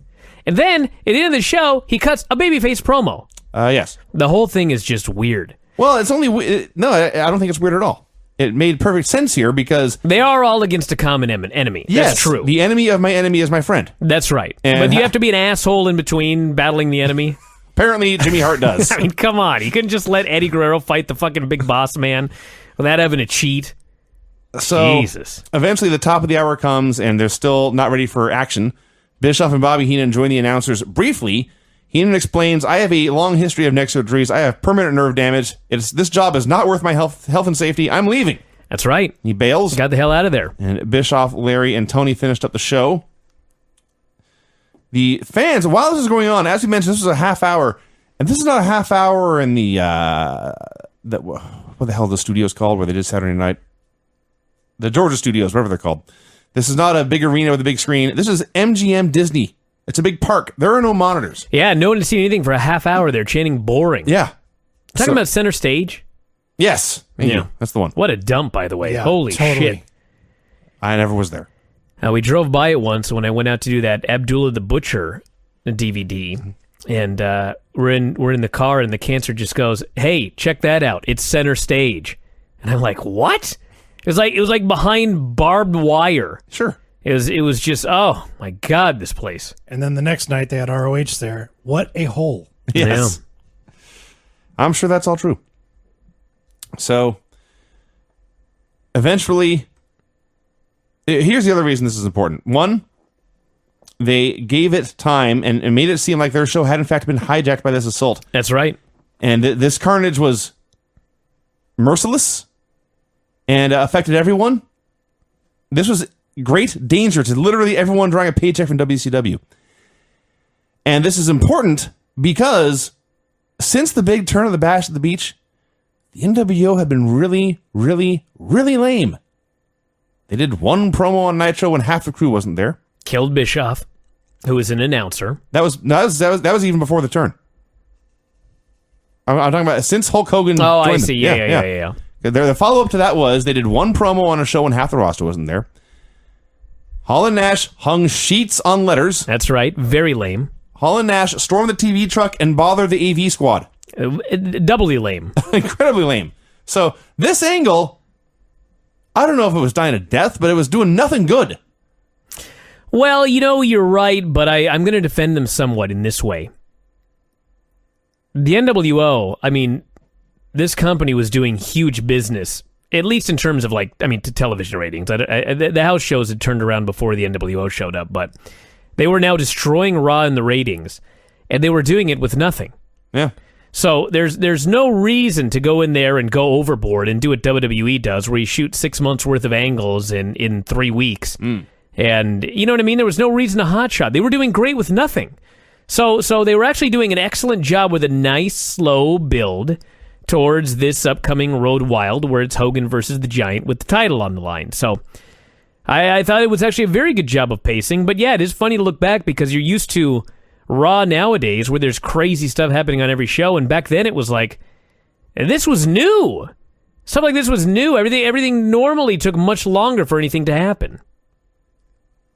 And by the way, when Jimmy Hart ran out and he jumped up on the apron and there's a match going on, And he's trying to alert everybody that, hey, the fucking NWO is here and they're killing folks in the back. You guys have got to stop wrestling and you've got to come back here and help, right? Why didn't the guy just get in the ring? I don't know. Apparently I'm the only one that cares. Yeah. He stood there on the apron like an idiot. He's jumping up and down and everyone's just wrestling. It's like, get in the ring, most dude. of those men don't like him either. I mean, man. I'd have kept my safe distance too.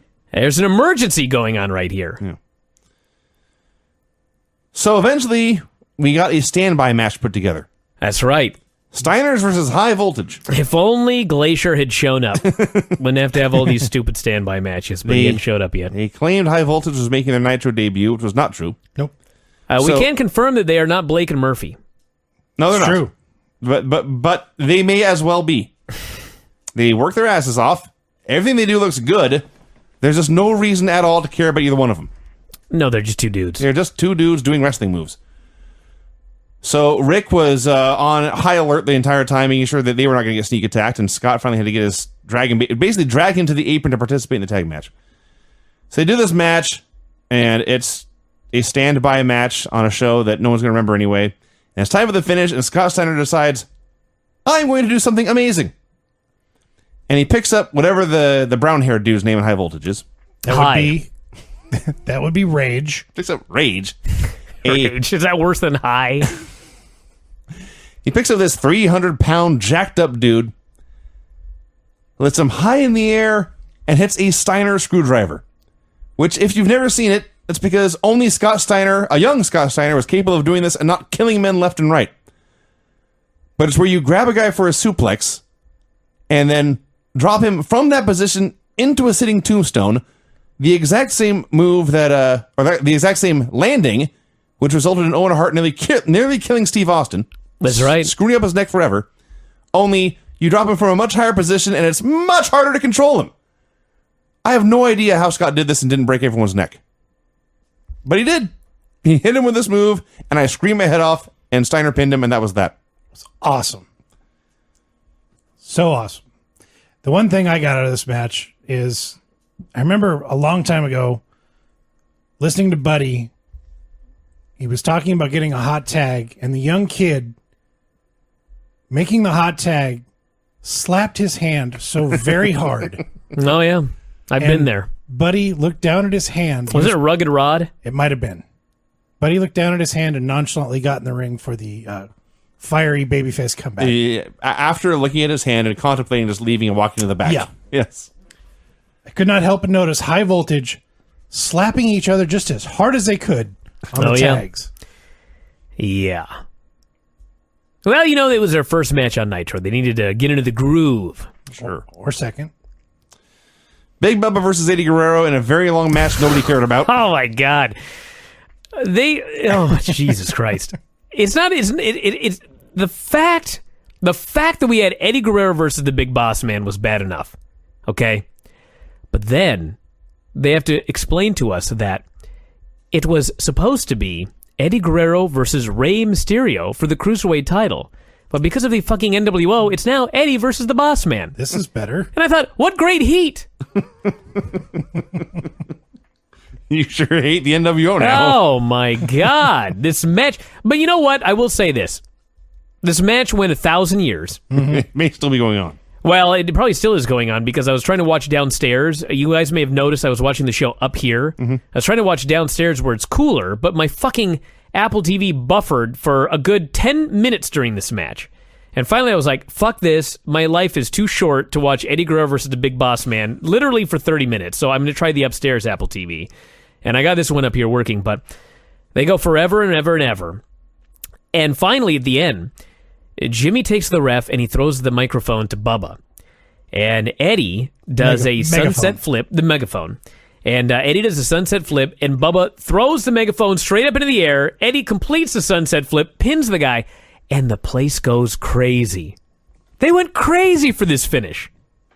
So congratulations to these two men. They pulled it off. Eddie was super over, and it really showed the last couple of weeks when he was on TV. He went from curtain jerking to actually getting over. One other thing that happened during this match, and I thought this was very clever, Bischoff said, I'm getting word that the national press has requested some time with us. I hope it was Radar Online. And I bet it was not. I thought that was so clever that he would actually think that this would actually make headline news. This attack. Hey, Didn't people call the police? I'm sure they probably did. I know that people freaked out when Shawn Michaels collapsed, so it wouldn't surprise me. Craig called the police when Shawn Michaels collapsed. I'm not sure if you're aware of that. I actually clutched my chest and collapsed myself. Yes. That's right. But yeah, the other thing was Larry had another comment, which actually this is not Larry's fault because it was the right thing to say, I guess. But he goes, "Man, everyone's just unfocused tonight." Like, really? Because Eddie just put his buddy into a gurney and into an ambulance 20 minutes ago, and now here he is wrestling and winning. Seems pretty focused to me. But yeah. So, was this better or worse than Jim Duggan versus Mike Enos? Oh fuck! This was so much better. All right. Jesus, I can't believe you even asked that question. Did you even watch the Hacksaw match, or you just fast forward through it and go, "This doesn't look that bad"? I may have to go. I watched it yesterday. Maybe I'll go back and watch it again. Oh my god, that match was just terrible. This was terrible. Oh, come on. This was terrible, but at least It was boring. the fans were into the finish, and I guess they were kind of into the finish of the Hacksaw thing, but that tape fist just... So this ended, and then I realized, oh my god, there's still 15 minutes to go. Yeah. Now, it turns out half of that was useful Yes. because we got more history. The very first, the following announcement has been paid for by the New World Order video. That's right. And the debut of the porno music. Now, you know what's funny about this when you really think about it is, so these motherfuckers have been invading WCW. They have stolen the childhood hero Hulk Hogan. They tried to kill the lead announcer Eric Bischoff. And they have now crippled Arn Anderson and that other guy. And they've run two wild. dudes. They've run wild with bats. They unmasked Rey Mysterio. And they literally took the show off the air for at least half hour, correct? Yes. But they bought ad time. Ted Turner decided, they paid. we can't go back in a deal. Money is money. A deal is a deal. Oh my God, I don't know. It's just funny to think about it. I mean, was WCW that hard up? It's like, hey, they're offering $10,000. Let's put this fucking commercial on the air. I just couldn't help but note the irony. This is the first time I'd watched a Hulk Hogan promo since his latest scandal broke out, and here he is talking, and it's in black and white. Oh. More white than black, though. Yeah, it was. So, in all seriousness, this promo was awesome. It was great. It's Scott Hall is so much better on the mic already. Yeah. He was so horrible at the beginning. And here he was good. Nash was good. Hogan was good. And the thing was, they probably went there in front of this backdrop, and they probably filmed shit for at least an hour. Just going off on whatever, and then edited it all I don't know. together. They may have just winged it. For an hour. Yeah. But there's weird video effects, random scrolls, the lighting changes for no reason. They're talking about Sting and Luger getting soft on billionaire Ted's money, and Hogan's got his match with the Giant coming up. WCW is so weak they had to go begging the Giant to come fight Hogan for him. And Hall and Nash vowed they beat Sting and Luger, and they were cracking jokes and burying everyone. The whole thing came off, and I have talked about in the past, WCW's video production crew in 1996 sucked. And then they did this. Yeah. And it was totally different, which it had to be.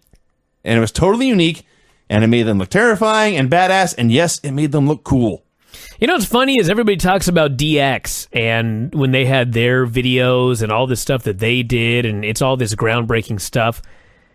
I mean, man, this video was brilliant. This video was, I mean, man, it just, you watch the goofy WCW for so long, and then all of a sudden they do something so completely modern. It made these guys look like badasses. It was just, I mean, this to me was groundbreaking. Way before DX, this video thing that they did right here. And Hogan's grown out his heel beard, and everybody was great on the mic, and they've got the music and all of the stuff they did with the cameras. This was like unbelievable. It was very great. And you know what? Think about all the things that we see. Like last week, there were those the four guys in the main event walking on the beach. That you know sucked. what I mean? It looked like it was from 1986, and they were airing it in 1996. Just so behind the times. And I would go as far as to say that this NWO video that they aired here would have fit in perfectly on Raw. Today. Oh, yeah. If you had if these guys came along today and you brought them up from NXT, for example, like The Shield, and you were debuting them on Raw and you gave them a big push and you aired this video, it would fit right in on any Raw. That's how modern it was. So yeah, this was way ahead of its time. It was awesome. And then we got the standby match to end all standby matches. Greg Valentine in 1996 against the Giant. Versus the Giant. It wasn't bad. It was just pointless. Well, Valentine got a flurry of offense. He went to the top rope. Giant chokeslammed him down. And he wasn't satisfied. He picked him up to hit another chokeslam and pinned him. Have you ever watched Greg the Hammer Valentine? Quite a bit, actually. Okay, he's a dinosaur. Yes. Yeah. He wrestled like a stegosaurus. So apparently but they're he did in 1976 too. Apparently they're in the back, and the conversation went something like, "All right, brother, I'll go up to the top, and you chokeslam me, and then you chokeslam me again." Like, what? Greg the Hammer Valentine, 45 years old, took a chokeslam off the middle rope, and then he takes another chokeslam in the middle of the ring. And this is not like, the chokeslam where you let the guy down softly. Fucking the Big Show chokeslam this guy so, like, you're trying to chokeslam him through the ring. And Greg Valentine sold it like, that was my retirement bump. Yeah. Just like he was dead. And then the Giant pinned him. I thought they were going up to the top because I didn't figure Greg could jump for the chokeslam. No, he jumped. He may not had to. Yeah, right, exactly. But, 2 chokeslams to this quote-unquote old man. He was an old man. Man that wore his trunks around his chest. Did not look good. God damn, though, man. What a bump. Crazy. So then Oakland gets in the ring to interview Giant. Oh, my God, the Giant. Hey, it's pretty great. Oh, first he starts doing a Hogan parody. This is why when Vinny wrestled, he looked like the Big Show. Because he subconsciously was such a huge fan of the Giant. Perhaps I was and didn't even realize it. Yeah, you thought I'll be half Kevin Nash because he's cool and gets the chicks, and I'll be half Big Show because he's awesome. And somehow it was never cool nor awesome nor somehow got came chicks. up with Vinny V. Somehow something went horribly awry. You ever seen like on those shows where it's like if they made it? I think it was on Conan O'Brien. Yeah, they take two famous, good-looking people and then they mash them together and it's just this monstrosity. Yes, that was Vinny V. With Big Show and the Giant. No, Big Show and Kevin Nash. Oh, yeah, thank you, yeah. Big Show and Kevin Nash, if they made it, would have been Vinny V. Yeah. Oh, Vinny, you were fine. Much shorter, though. You're a better worker than Nash. Debatable. Let me think about this. I never tore my quad walking. You were equivalent. That's true. You never got hurt. I never hurt anyone. That's right. So you never dropped the Big Show on his fucking head. That's right. Anyway, so Giant starts cutting this promo. First, he is doing Hulk Hogan shtick. You remember the story of when he dropped Big Show on his head? I remember that he did it. I don't remember all of the details, but it's in the book. But if I recall correctly, it was something like Nash had done it a year earlier. And in the meantime, the Big Show had gained about 150 pounds. And I guess Nash just thought, I could still do it. He was wrong. He was factually wrong. Anyway. So he starts doing Hulk Hogan shtick. And Gene calls him on it. And Giant just says, I am proving how easy it is to fall for Hogan's con. Said Hogan had conned America. And boy, is this, reading this back now, strange to hear. Hogan had conned America, telling them what they wanted to hear. But he never believed it himself. Hogan had started the NWO because he knew he would never be the big fish in WCW. He said if WCW didn't hang together, they would hang separately. And he was so great here.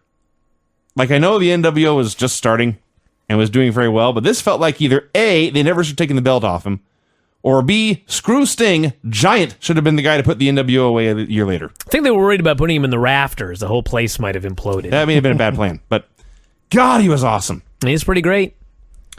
And Jimmy speaks, and he's only got about 10 seconds. He just says, in my wrestling career, I have lied so much I don't know whether to believe myself. And someday I will have to answer for that. Sounds like Hulk. But right now, I promise you this, we are going to take out Hogan this Sunday.